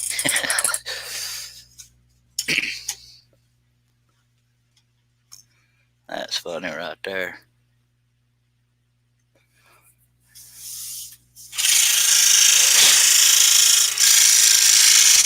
Not that me dying is funny, but the thoughts of what could be put in the casket with me are pretty broad.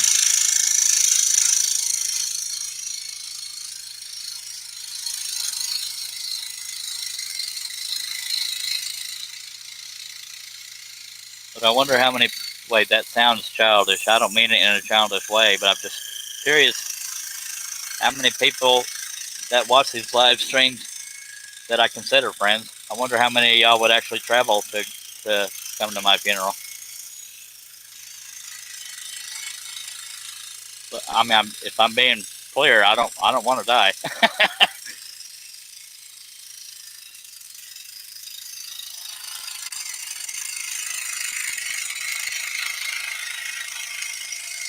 But to be clear, I'm not going to be one of those people that fakes my death just to be an attention whore, wondering who's showing up at my funeral.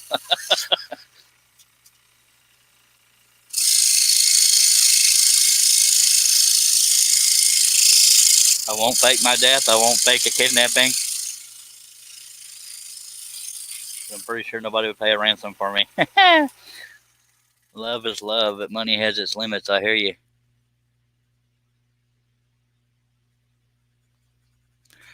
Apparently I missed some comments. Say other times it's quiet and sometimes it's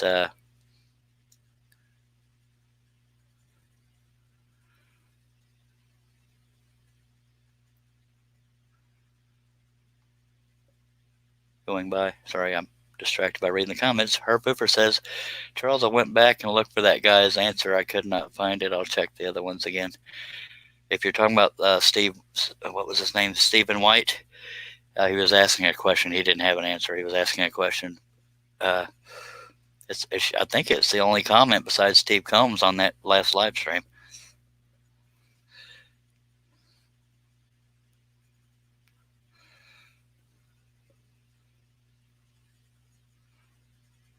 Unless something went wrong. I don't know. Josh Grover says, yeah, if the tree is down in your driveway, that means more wood for the shop. He says, where am I at? Good Lord. Not answer, he meant question. Well, now that I know his name, I'll look him up on YouTube and message him that way if I can.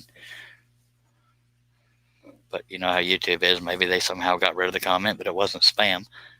And I didn't get rid of it. Stanley says, yeah, we had about 5 inches of rain yesterday and snow up to 50-mile-an-hour wind gusts. Good googly moogly. Tim Karp says, I would watch the live stream. I don't know if there would be a live stream of my funeral if that's what you're referring to. Because I'm the only one that's addicted to live streaming. I don't think my family would give two craps about live streaming. unless I ask them to, but that would be, maybe I should ask them to. But let's just hope it doesn't come down to that. But anyway, where are we at? Josh Krober says, oh, wait, the Hegner won't fit in your cassette because you're being cremated and put in a Dr. Pepper bottle. That's funny, but I'm not going to get cremated. Herb Cooper says, I can honestly say I would, and I appreciate that. Yeah, I don't know if my family would take the time to live stream my funeral unless I asked them to.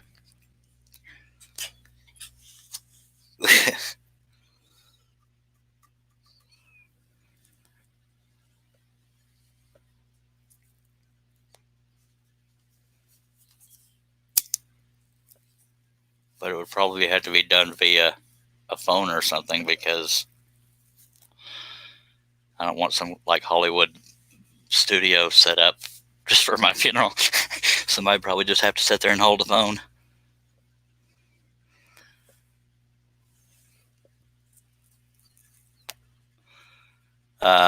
As much as I hate to say it, Josh, he wouldn't, because we're so close. He would probably be completely devastated. And I know you're half joking, but yeah, if he was, stable and, respecting wishes, so to speak, he may do it. But we're so close. We would, either, if one of us died.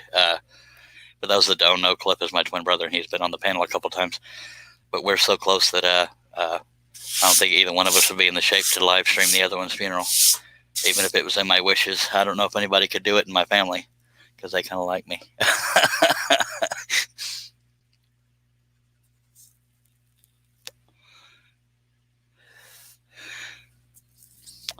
All this dark talk, wouldn't it be ironic if I died anytime soon? Well, by God, just know that I love y'all. And I do appreciate y'all. But yeah, hopefully those ain't my last words. You know what I mean? All right, let's get a little dark here. It's like he knew. No, I don't know. I don't have any premonition that I'm about to die or anything, but you never know. I'm not the one in charge of them things.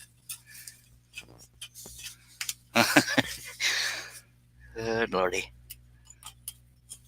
You'll have to come out with t-shirts on woodenvision.com. Say I was at Charles Deering's live stream funeral. Yeah. Well, that's all the more reason, since I can't post videos after I'm dead. Y'all need to get on Facebook and follow me there. I go by the Charles Deering, and that's all one word. I'm not saying follow me for the sake of my funeral, because hopefully it'll be a long time before that happens.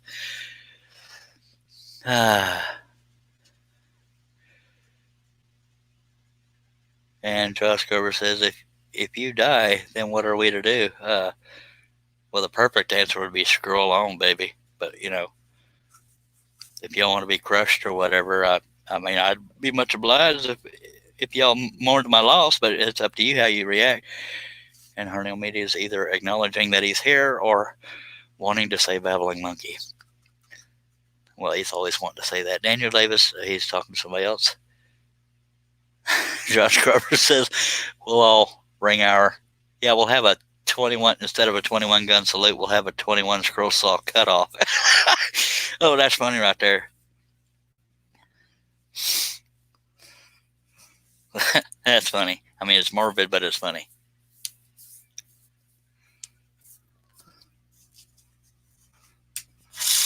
And Charles would want us to do this.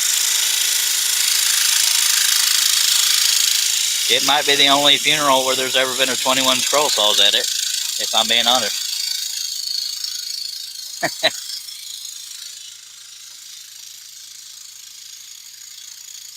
Because those closest to me, my family, know what I do, and they support it. But I can't actually picture anybody bringing a scroll saw to a funeral.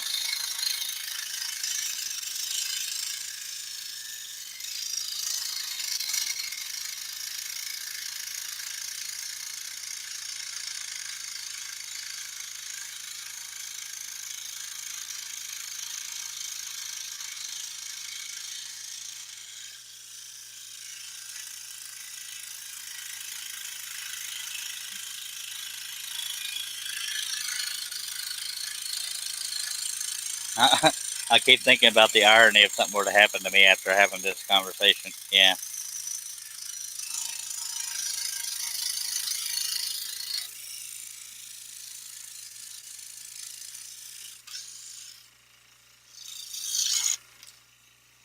By the way, the only reason I'm not being real private about this is because it was posted on Facebook. But if anybody knows Jerry Blakesley, he posted on Facebook that he had a stroke, and he was still able to post it on Facebook. So we know he's okay for the most part right now. But thinking about you, Jerry, hopefully things heal up for you quickly. I know those of y'all that keep up with the chat here know that Herb Hooper had a stroke a while back, and he's still healing mentally and physically from it. So, and Mr. Izzy Swan is still healing from back surgery. Hope he's doing okay. I don't know if he watches these things, but thinking about you too, Izzy. And Michael Chipser had a vehicle accident, but everybody's okay. It just still have a heck of an incident to go through. Mac Pierce says we'll all be drinking Dr. Pepper. That's funny right there. Stanley Langford says all this talk of Dr. Pepper makes me want one now. That's the purpose, by God, Stanley. Go grab one. We'll sit here and wait. Go ahead and go to the store. Just kidding. You might miss some of it if you go to the store, but God knows I'll probably still be talking.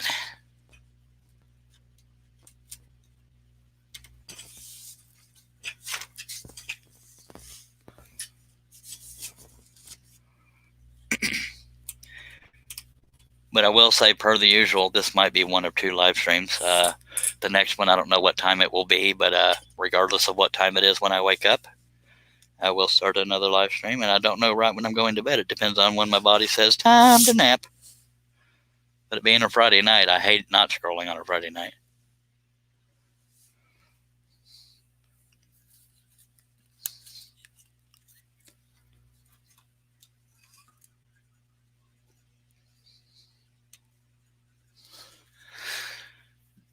Let me catch up here.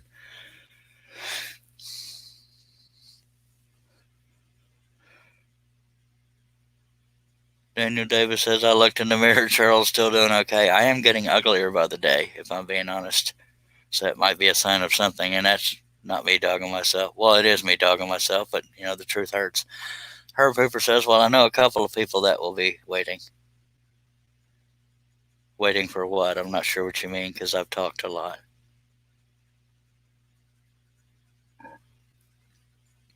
Oh, waiting for him to go get the Dr. Pepper. Okay, never mind.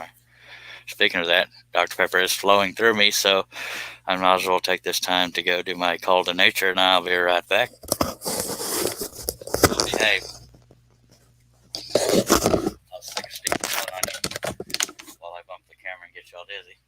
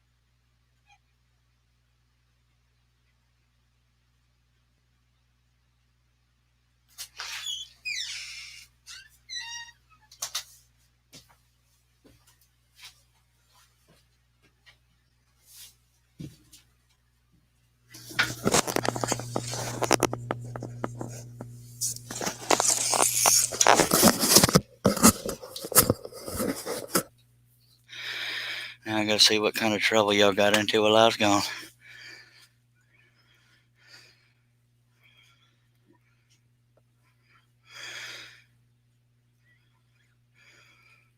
Herb Pepper says the next live stream. All right, Wet Skunk, you're funny. Says Josh Grover. And Josh Grover says Jeopardy music because probably took a little too long. Berta Morton says North Carolina, we had rain, wind all day yesterday, complete with flooded roads. Sky looks like we might be getting another round. Dag blabbit. I used to live in North Carolina, Fort Bragg. Staying in Langford. Everybody's talking about the weather. So, I'm back. Always hate when that happens, but it would seem silly to end a live stream for something like that. I did have to. Never mind. There's just some things you don't talk about on a live stream. Oh, but leave it to me to talk about some stuff you shouldn't talk about on a live stream because that's how I scroll. Ooh. All that walking's got me out of breath, by God.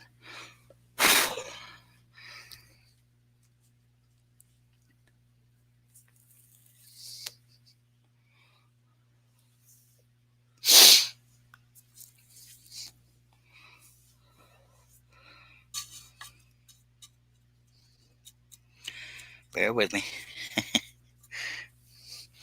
Hell, y'all waited this long, huh? But we do need to break open the new Dr. Pepper. Just saying. That heavenly sound.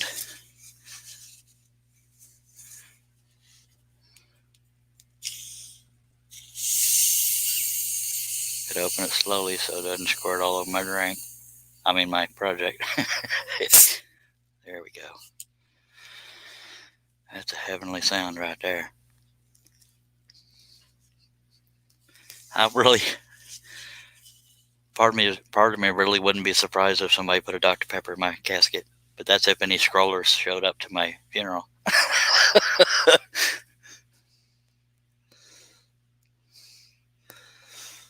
And I didn't actually chase the skunk, Josh. And Daniel Davis, yes, I washed my hands. I wanted to say no, I didn't because I didn't pee on them, but I'm trying to be family friendly here. Yes, I washed my hands. Plus, during the daylight, I have to go all the way in the house, which makes washing your hands easier because I don't have a sink or anything in my shop. But that was always my joke when my parents would say, "Did you wash your hands?" when I was little. I say, "No, I didn't pee on them." That was me trying to beginning of my comedy career, I guess. That's just funny. Come on. Apparently, some people want me to scroll on. All right.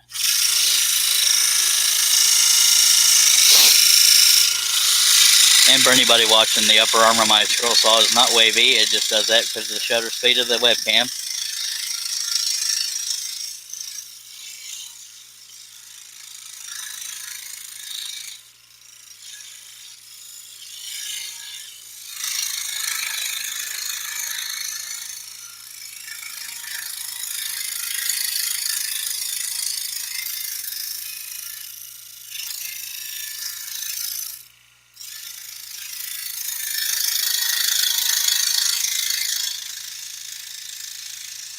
Now, I believe the live stream where I completely lost it with Russ Meadows was real late at night. I think Herb Hooper and Aussie Man Bill were the only ones watching when that happened. But yeah.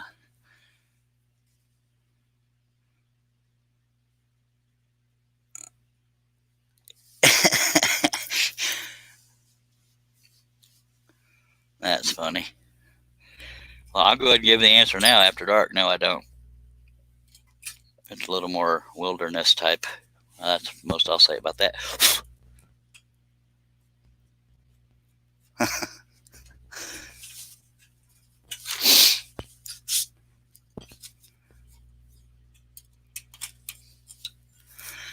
Another habit I got from my dad is, and it's kind of random, is whenever he gets done with a shower, he'll come into where everybody else is, dressed, of course, and says, "I'm cleaner than you." So I've gotten into that habit. with my family when I'm around them. Anyway, that was completely random. I don't know why it popped into my head.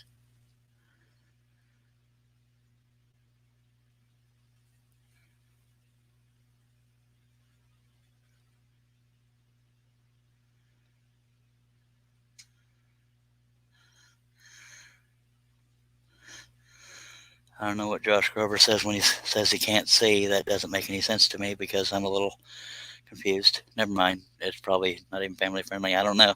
Herb Hoover says, yes, it was hilarious. I almost swallowed my snuff from laughing with them. Yep.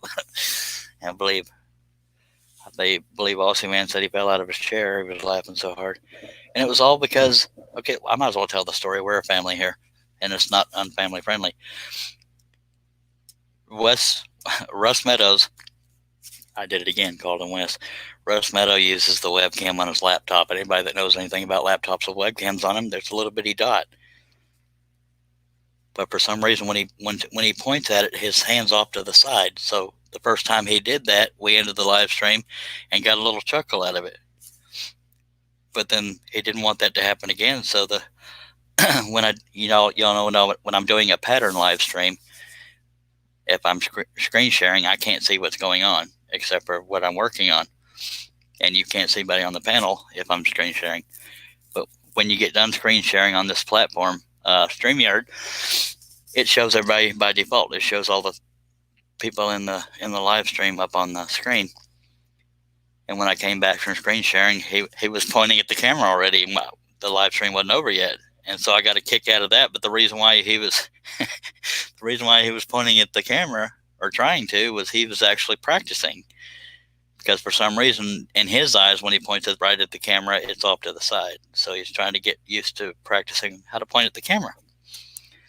And believe it or not, that's all of it. It's just him not being able to aim right at the camera. So it just became a running thing. And when I came back and he was practicing, that made it pretty dang funny.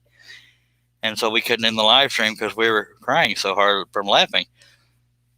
Yeah, so that's the story. It doesn't sound that funny, but you'd have to see it. Anyway, hello, Sean Twain, over in the UK. By God.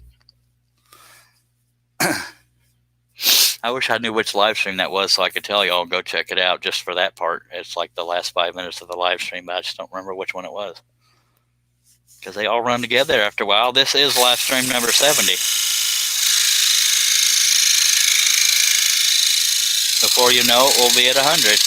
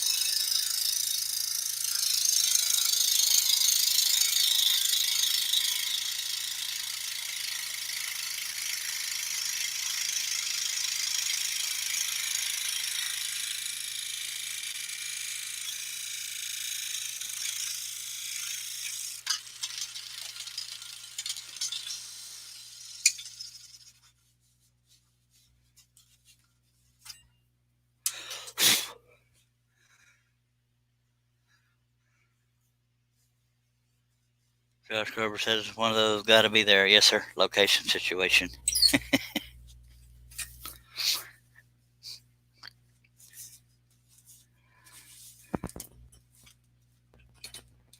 Yeah, that was one of the times I laughed the hardest. And I'm about to sneeze.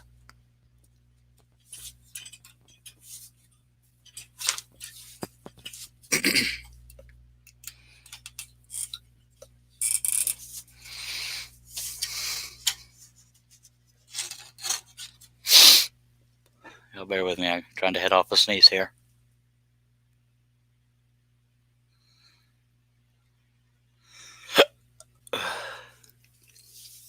Daniel Davis says, is there any guessing on this project for Broken Blade? You're welcome to guess, but there's no prize. And I don't know how many I've broken so far. Herb Ripper says, I think it was either number 67 or 68. That narrows it down. I know it wasn't too far long ago. Anthony Campbell says, as much stuff as I have done with the scroll saw, it still amazes me how you can cut a few small pieces out and make it look like someone. I don't know if you're talking about me specifically or scrolling in general, but scrolling in general, yeah, that's amazing. But if you're aiming that at me, I appreciate it. Stanley Langford says, I noticed you seem to be using a foot control switch. What brand would you recommend? I am actually not using a foot control switch. On a Heckner, the power switch is up under the table. On most saws, it's up here on the top, but not on this one. It's up under the table, so I don't actually use the foot switch. So I can't give you a recommendation on that. Maybe somebody in the chat can. And Daniel is right on top of things, saying he doesn't use one because he's actually been here before and learned something from me. Or learned something about me, maybe not from me.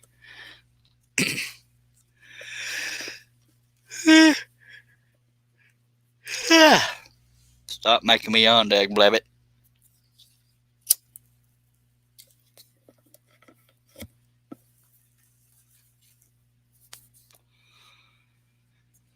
Steve Nealon, are you still watching? I have a question for you.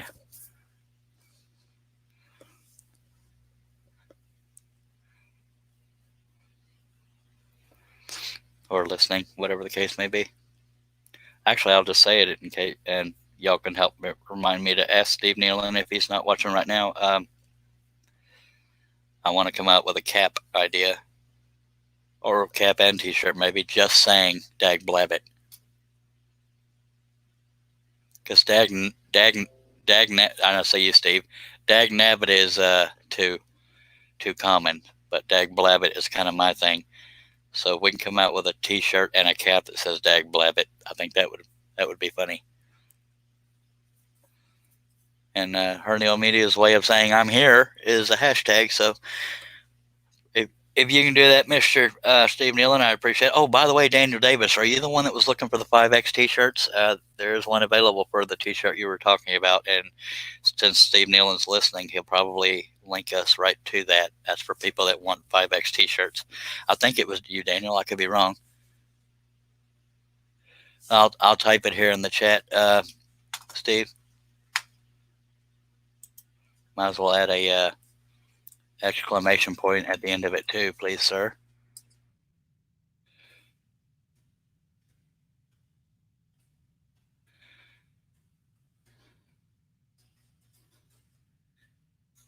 And I just sent it in the YouTube chat.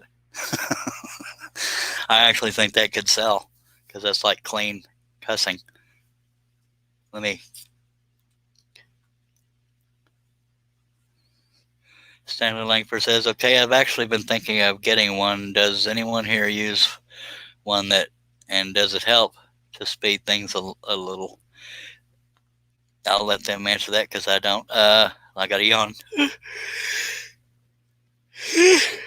Good lordy.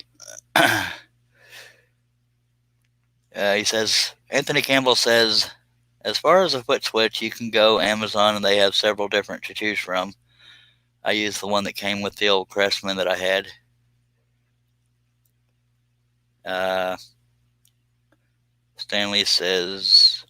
Josh Gruff says, Stanley, I didn't use a foot switch till I got my Excalibur. Now I use a foot switch for my Excalibur.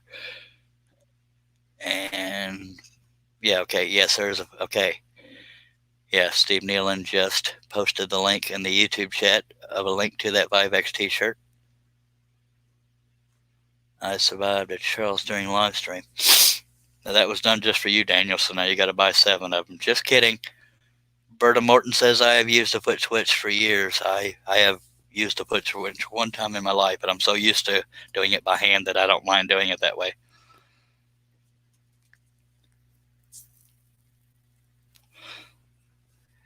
I have it in a cabinet right now, so I couldn't even tell you the brand name of it, even if you paid me. I'd have to actually walk over and look.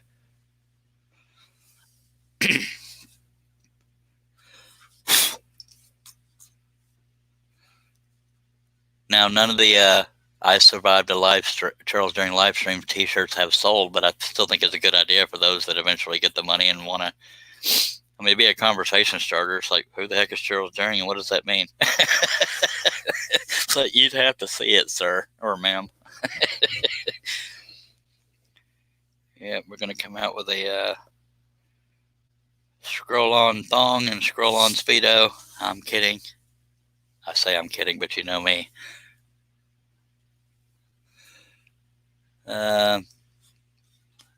Apparently a bunch of more come in.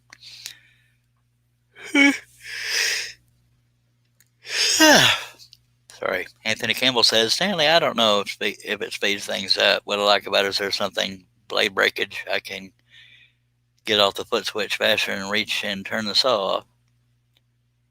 Yep. Josh Grover says, Stanley, I like the foot switch because your switches on the saws get dust in them and stop working. So with the foot switch, it stays on in the on position. Good point. Daniel Davis says, Charles, when I won the blade break amount, I thought you was joking when you said I won the free patterns. No, sir, I would not tease you like that. Did I send those patterns to you? I believe I did. I try to be right on top of that stuff when people send me stuff. No, I wasn't joking. I wouldn't tease about something so bloody serious.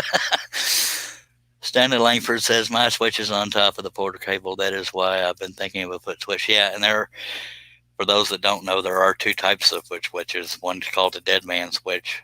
That's the slang term for it. It means when your foot's on it, it's going. When it's off, it's not going. I like the click on, click off type because I don't like to keep my foot in one spot. It's just me.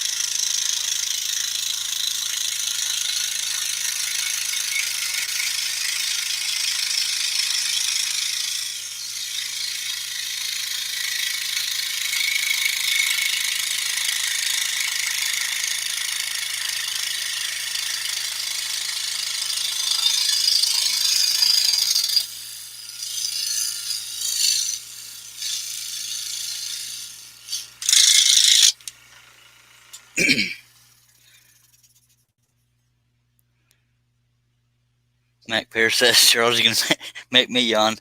Yeah, people don't know that, but yawning is one of the most contagious things in the world.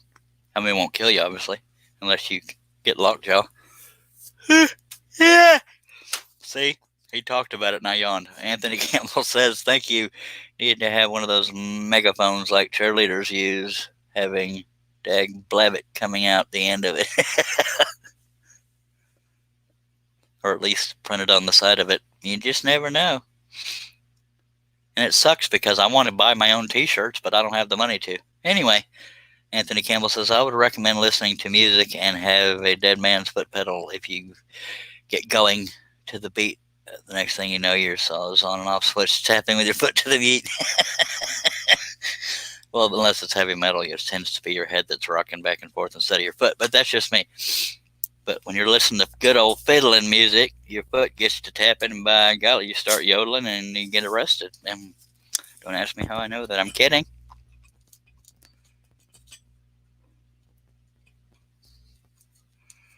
I know I'm close to that pilot hole, so I will not give up. Really close to that pilot hole.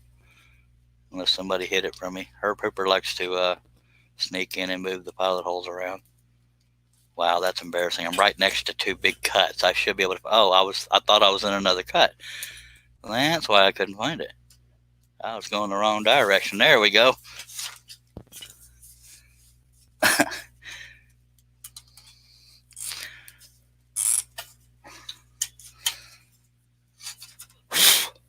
Y'all need to rush out and get, if you're if I can't convince y'all to buy the scroll-on caps, you got to at least get a Dag Blabbit cap or a Dag Blabbit t-shirt.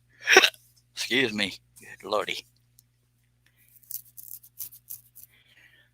Dag Blabbit with a pick of a broken blade. That's an option, but I don't know how entertaining the t-shirt would be as far as graphics go.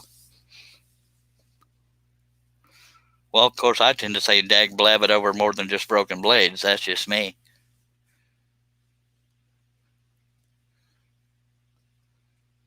Josh Grover says, Herb moves the pilot hole, so I just take the pilot hole out so they're not there. Between the two of y'all going to drive me to drinking. Alcohol, that is. No, I haven't drank in forever. I don't think I'll ever start up. Knowing me, I would depend on it. All right.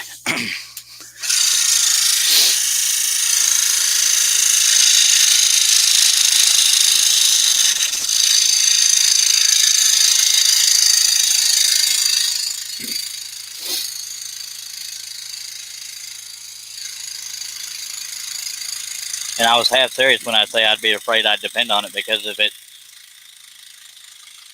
made me feel too good, I'd be afraid I'd get addicted to it and I'd be an alcoholic. And the last thing y'all need is Charles Deering to be an alcoholic. Just saying. Some of y'all probably already think I am, but I is not.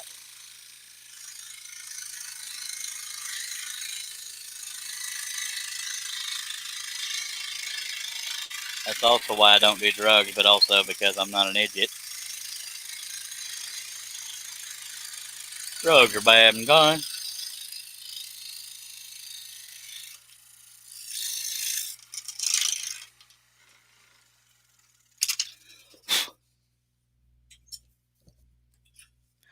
And we're going to go back to that where that brad nail is going through there, and we're going to cut that off, by God.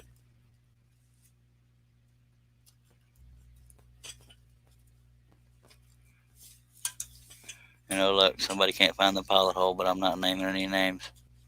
But that's also because when I did the brad nails, it blew out the wood under there, so I'm trying to feel within all the texture area. I don't even know if I have a Sharpie dot on that because it's so blown out under there. Let's get the light. I don't want to wrestle with it.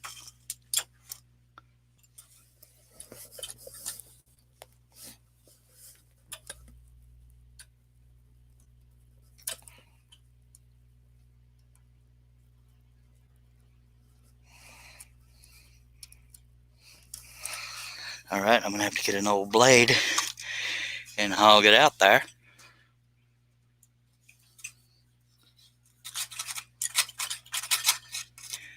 Maybe I should keep the blade sticking out of there. Maybe it'll help me get there quicker. But knowing me, it may not. This one could take me a bit.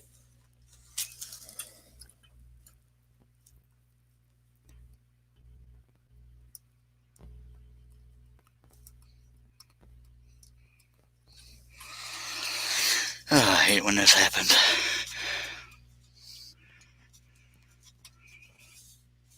Oh, I was nowhere near it. Oh, I got issues.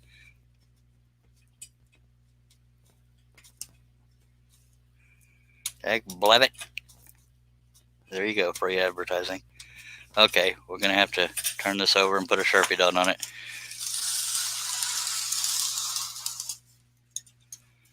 That's so dadgum frustrating.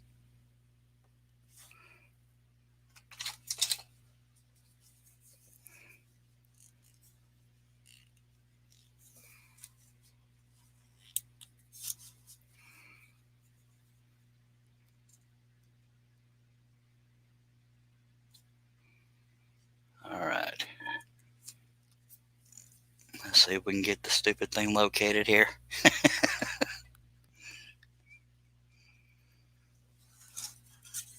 Oh, I bent my blade again. That never happens. Turn the light back on, Charlie. Don't be an idiot. Where we at? Where we at?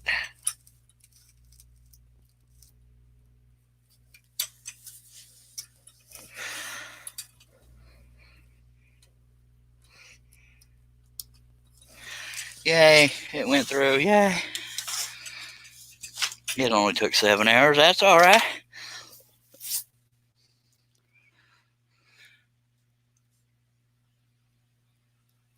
And see, I babbled so much, I don't even know what Daniel Davis is talking about when he says your project would look like it was done in an earthquake. I don't know what that means. You try and put 2 blades through the one pilot hole. If she's with Charles. Okay, love you too, Mac. Uh-huh. I can still stop that shipment. Just kidding. Just kidding. I need the advertising. But to be clear, he did not buy the I survived a live stream. I believe he did the picture version of the Scroll On t-shirt where I'm pointing. And I believe he got a cap too, or that or a coffee cup or something. I don't remember what the heck he got. He may have gotten just the Scroll On cap and the coffee cup. I don't remember. I think it's the coffee cup might have been the picture version. I don't know. Correct me, Matt, because I've slept since then.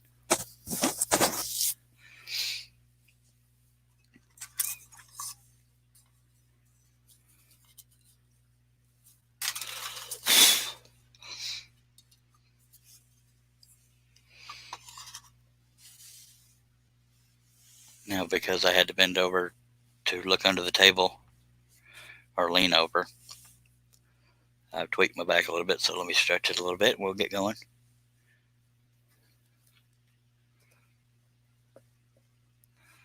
No comment. Uh-huh. I see how you are. Can you link me to it, Arnell Media, because I want to see it.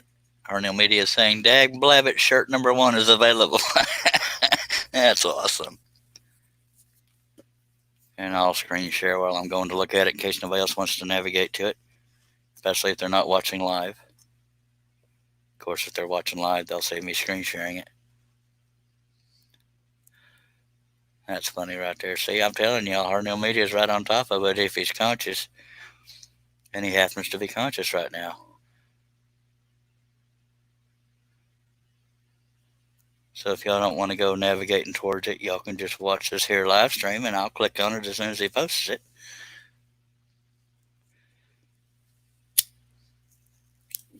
Now, how many people can say Dag Blabbit shirt number 1 is available? Only one person, Steve Nealon, and then me. We're going to share the screen. And I'm going to go right on over, by God. Well, I say that, but it won't let me. Let me just. It won't let me click on it. It just wants me to. It wants me to show the comment or not. Wooden visions.com. What? Oh, I would help if I spelled my own website correctly. I'm good, I'm telling you. Y'all probably saw that and nobody bothered to tell me.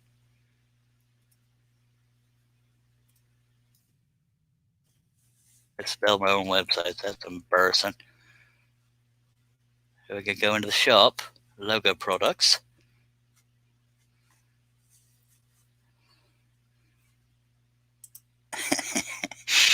And we have us a Dag Blabbit short sleeve t-shirt. I tell you what. Whoops. Why did it change colors on me? I didn't do that. That's funny right there. Come on now. Everybody needs to run and grab one of them. Come on now. That's just funny. As soon as I get the money, I'm going to get me one. And just in case, Steve, I know why you add the Wooden Visions, but just in case somebody doesn't want the woodenvisions.com in there, can we have one with just Dag Blabbit?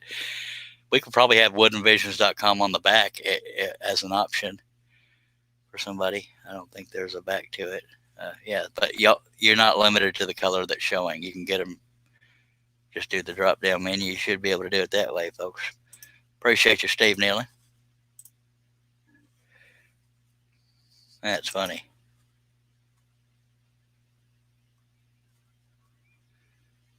And see, I babble so much, I have no idea what people are. are responding to. Josh Grover says, we would do that to you, or maybe he means wouldn't, but I don't even know what he's talking about. Anthony Campbell says, would have thought that you would have had your own website in your favorites. No, this is a brand new laptop, or brand new refurbished laptop. So no, it's not in my favorites on this laptop. Daniel Davis says, slow down, Charles. I don't know why he's saying that. Might be because I'm running out of breath from talking. And Mac Pierce says Russ would. Anthony Campbell says, LOL, how much are they? I've already clicked off the link, so you're welcome to go look.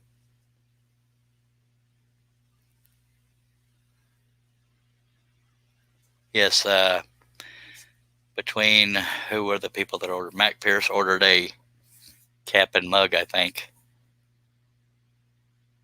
And Russ Meadows donated and blah, blah, blah, because my laptop was going to crap, and so we got just enough sales for me to pay off a laptop for Michael Tipser. And here it is. It is a Lenovo ThinkPad something 460S. I don't remember what comes before that. So yes, this is a refurbished laptop, and we shouldn't have any more issues of the laptops dying on their own. Not a problem, Anthony Campbell. $20 to $26.50 plus shipping, says Hardnail Media.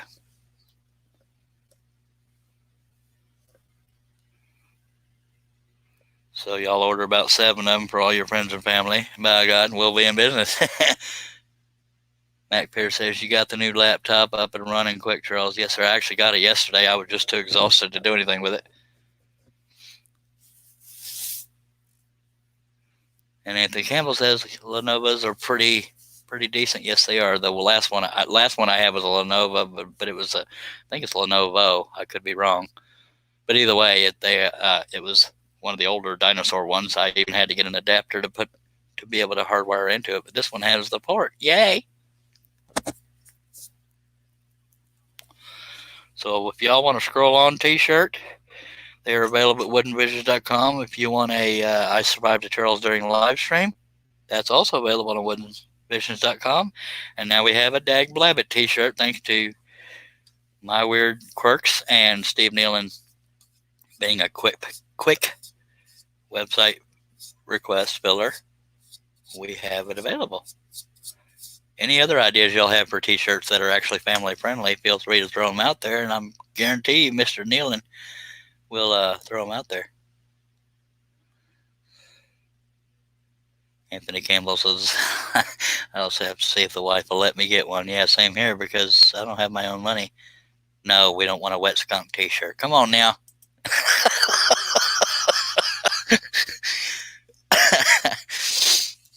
That was a suggestion by Josh Grover, but I did ask for suggestions. But yeah, I don't, not the ones like that. Of course, I know Steve Nealon, he's working on it.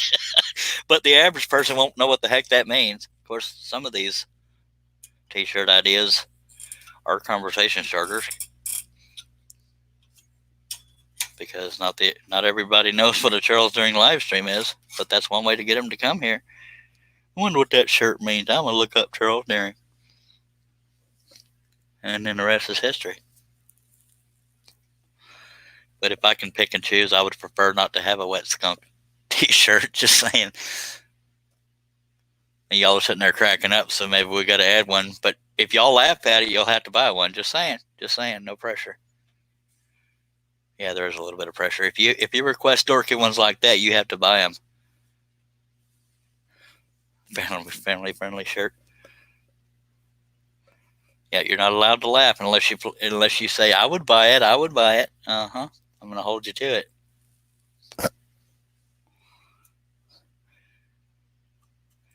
And the reason why, never mind, I don't want to go into why the terminology, because I'm trying to stay family friendly, even though it's not cussing. It's just not a good topic for family friendly. Anyway.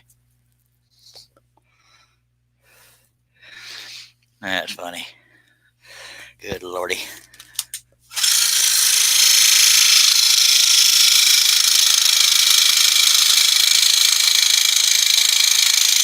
And for anybody watching for the first time, I don't spend this long not scrolling unless I'm the only one here to read the comments and questions, and that's why. Because our old sidekick Russ Meadows is not on the panel with me.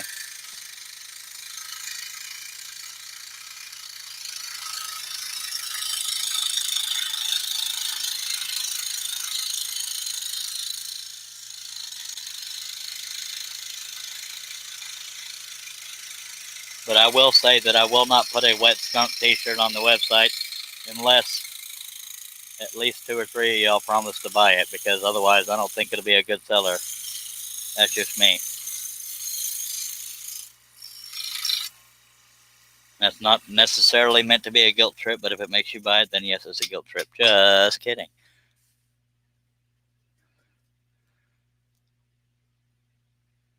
Family friendly, you're the window? You the window? What? I don't know if you typed that the way you meant to, Matt, because it makes absolutely no sense. Family friendly, you the window? What? Am I the only one that doesn't get that? That's possible. Oh, diddly. Okay. Excuse me. Family friendly, you the window. That does not make any sense to me, sir. Apparently you have partaken of a little scotch there, or whiskey, because that makes 0 sense to me. I understand family friendly, but you the window makes no sense. Oh, out the window. Huh? Oh, I read that wrong, didn't I? I was reading the Y from friendly. Okay. Family friendly, out the window. Kiss it, Josh. That might be another one, is Kiss It. That one I would put on the website, but it doesn't have a lot to do with scroll sawing, but a lot of Okay, you're right. I saw the Y on friendly, and I said you the window. So yeah, because I'm weird. I'm weird like that. Oh, help me, Lord. I have been known to say kiss it, so we could probably have that on the. I don't know how well it would sell, but see, I noticed none of y'all jumped when I said I wasn't going to sell the Wet Skunk unless you bought it. Now suddenly everybody shut up about that one. I see how you are. We'll put dang near anything on a t-shirt, but only if y'all buy it. Lord help me. Everybody clamped right up when I had to tell them they ain't coming unless you want to buy it. The only one I can't guilt trip too much is Mac Pierce, because he bought a cap and a coffee mug.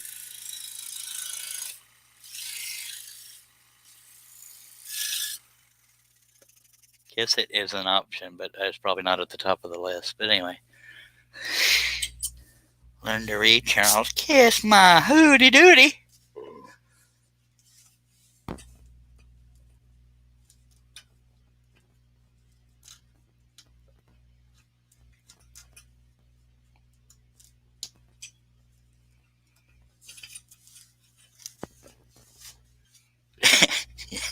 Sometimes y'all have too much fun in the chat, but it's usually at my expense.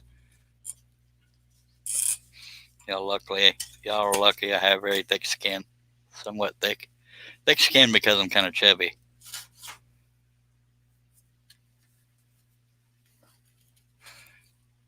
But Steve Neal, and you notice how they all clamped up when I said they had to buy it or it wouldn't be on the website? See how they are?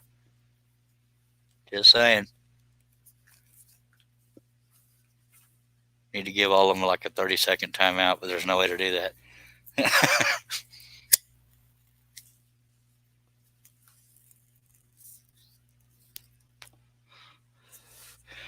That reminded me, all jokes aside, I do need to make sure YouTube's not holding me for review, because we know how that goes.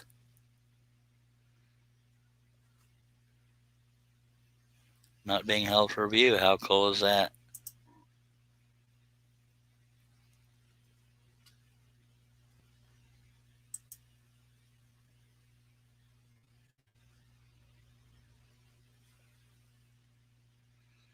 I lost a subscriber too. That's funny. And Daniel Davis says, T-shirt idea, quote, we will put dang near anything on a shirt, unquote. All right. All right. You just funny and I'll get out, ain't you, Sparky?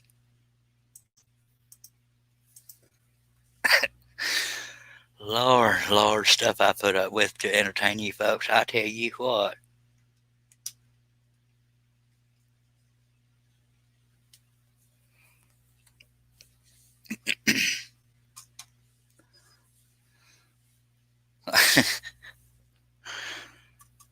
Lord help me.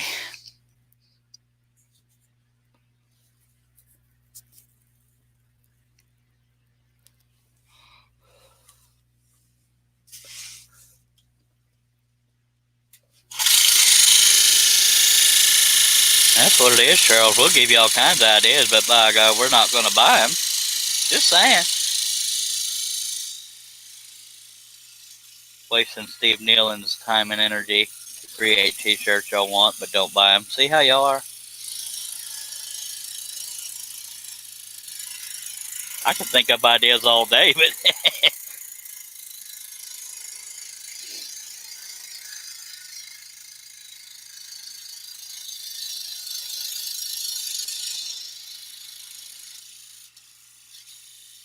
somebody or a couple of people actually suggested in the past putting some of my scroll saw designs on a T-shirt. I don't think those would sell at all. That's just me.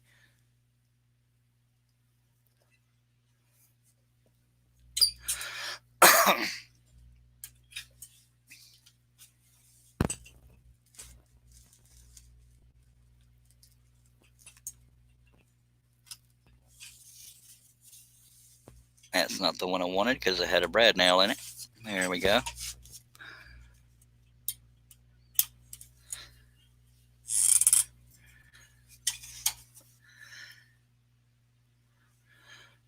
See, when I call you out, Daniel Davis says, okay, I'll keep the idea to myself. Fine. See how you are. Josh Grover says, Harnell Media must be subscribing and then unsubscribing. Yeah. Daniel, Herb Hooper says, I think he means I bet a John Wayne one would, as far as a design on a T-shirt. I don't know.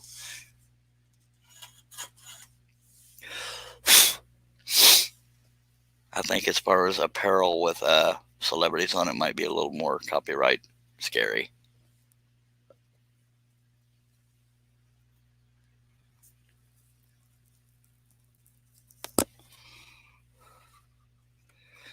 I think some people subscribe and unsubscribe just to keep me on my toes. I don't actually lose sleep over it. It's more about me looking for trends. But yeah, I've lost a couple, added a few, and then lose a couple. But I keep track of it, but I don't lose sleep over it.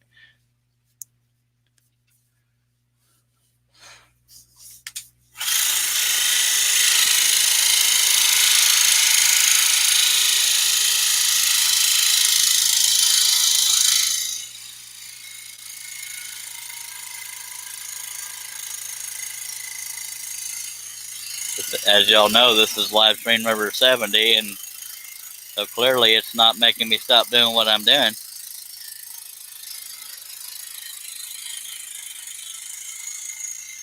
That reminds me, I still have more of the past live streams to time lapse. But I believe the Founding Fathers live streams, there ended up being close to 10 live streams, so that would take forever to download because my internet speed is not very high in this area. But I'll just do it when I go to take a nap at some point, I guess. Yeah, Berta Morton saying extremely copyright scary, and even if I'm being honest, doing a celebrity, even as a scroll saw pattern, is kind of sketchy as far as legality. I don't know, but yeah, having it on a T-shirt would probably get me nabbed quicker.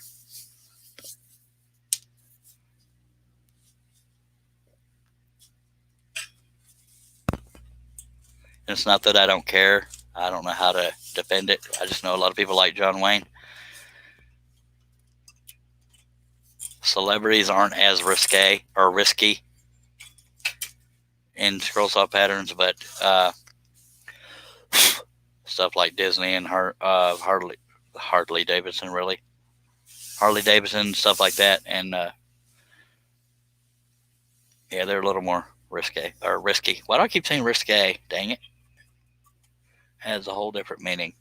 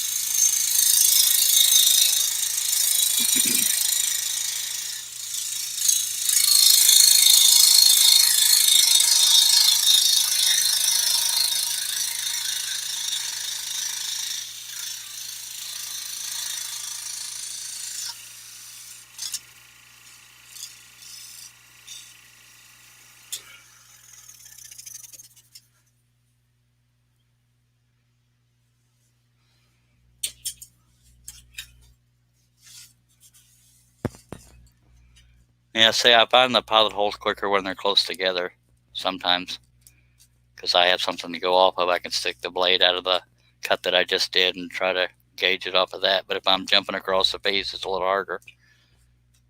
I say that, and this one's right next to it, and I can't find it. I shouldn't have talked. Now I can't even find the last cut I just did. My sense of direction has. There we go.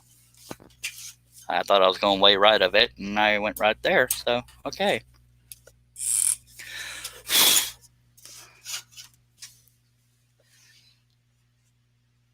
Herb Pooper says, "Be right back." All right. And Josh Grover is pleading with him, "Please don't go." Daniel Davis says, "Well, folks, I'm going to get off here and get something to eat. Take care, Charles, and everyone else. Take care also." Thank you, Daniel, and I appreciate you buying that t-shirt that you're not going to buy. Yes, that's a playful guilt trip. I'm not actually being serious.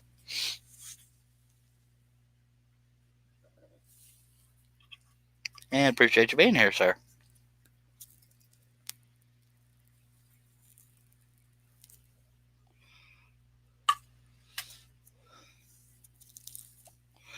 It has been entirely too long since we partook in our favorite beverage.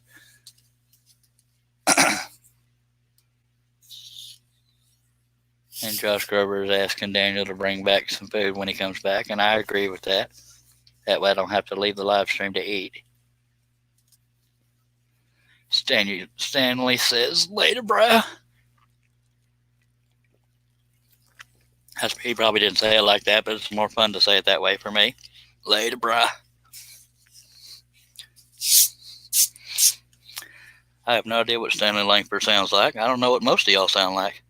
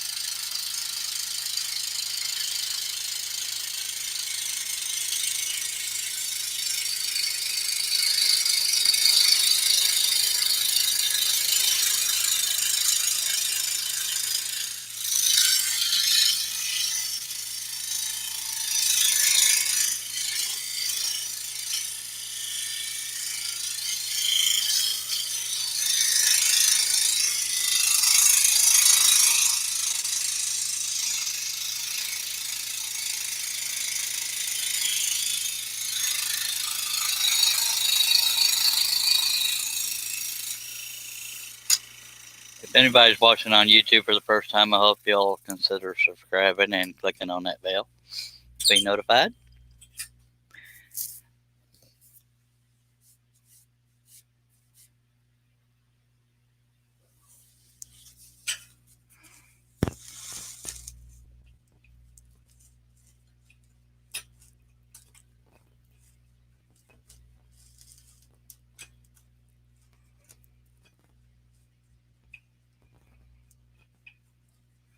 And yes, I cannot find the pilot hole because that's how I roll.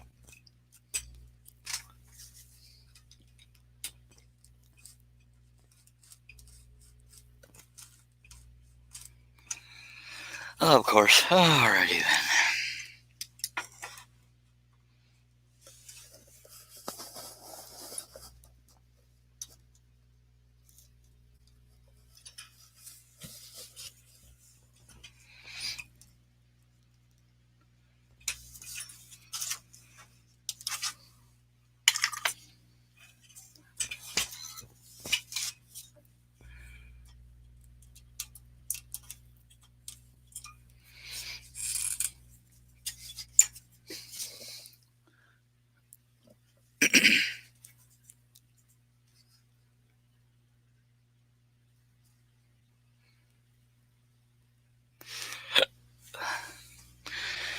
Anytime I have to look up under the piece like that, I gotta stretch my back a little bit because it likes to tweak.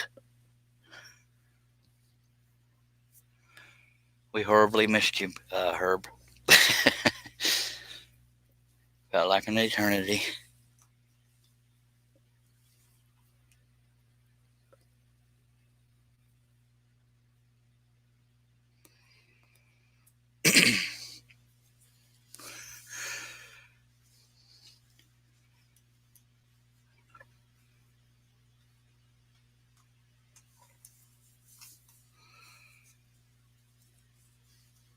Josh Grover says, do you ever run the sander over the back before you start cutting to eliminate the blowout mess and make pilot holes easier to see and feel? The most I do to eliminate, well, the reason why I eliminate blowout is to not catch on the hole in the table. But the disadvantage to that is it makes it harder to feel the pilot hole. If I left the blowouts there, I'd probably find the pilot holes quicker, believe it or not. But I usually just use a metal ruler and scrape off the back. And that's usually good enough as far as getting the blowouts residue.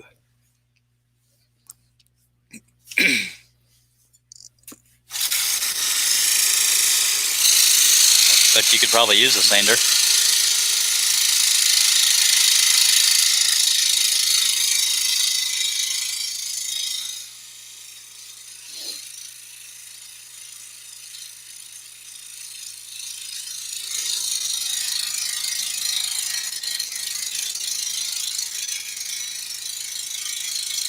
And I hate to say it, but unless I suddenly perk up, I'm getting suddenly tired. I'm going to try to do a few more cuts. Now, if I get a second wind, I'll keep going.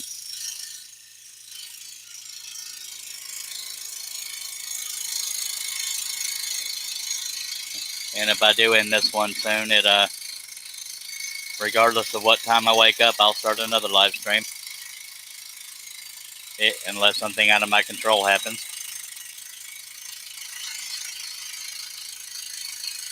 It may be at a decent hour, it may not be. It all depends on how long I sleep.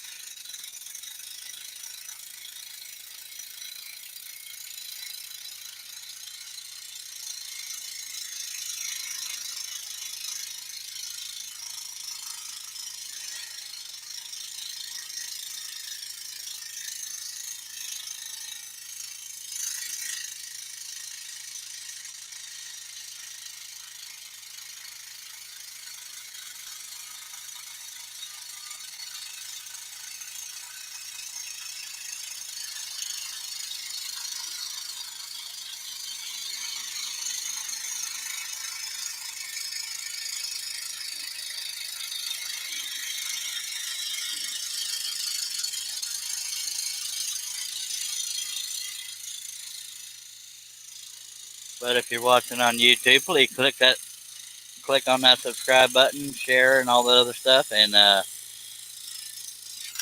click on the bell. You'll be notified of when the live streams are scheduled and when they go live, hopefully. I don't know how to do that on Facebook, except for, usually when you're watching a live stream, it'll give you an option somewhere in there to be notified when Charles goes live. And Scrubber says, I run my pieces around the sander after drilling, and it seems to really open up the pellet hole. So some people will use, like, I think they're called an awl, AWL. You know, you can hammer the awl into there and kind of wiggle it around, and it'll open it up a little more. I haven't done that. I should. Matter of fact, maybe before I start the next live stream, maybe I'll do that. That's probably a good idea. But I appreciate everybody watching. I will be back. I don't know what time it'll be, but if it's midnight or later, I may still go live because not every viewer is in the U.S., although majority of them are. But there's that. So I hope y'all subscribe, share, and thumbs up, and all that other fancy stuff. And I don't have anybody here to point at the camera, so I'll probably just say it myself and just point at the camera without my face, which is good for some people. But I appreciate y'all watching. I will be back as soon as I'm conscious and able. But in the meantime, y'all know what to do, by God. See, even without looking at the camera, I can do that, Russ. See how you point right there at the camera? We appreciate y'all. In the meantime, scroll on.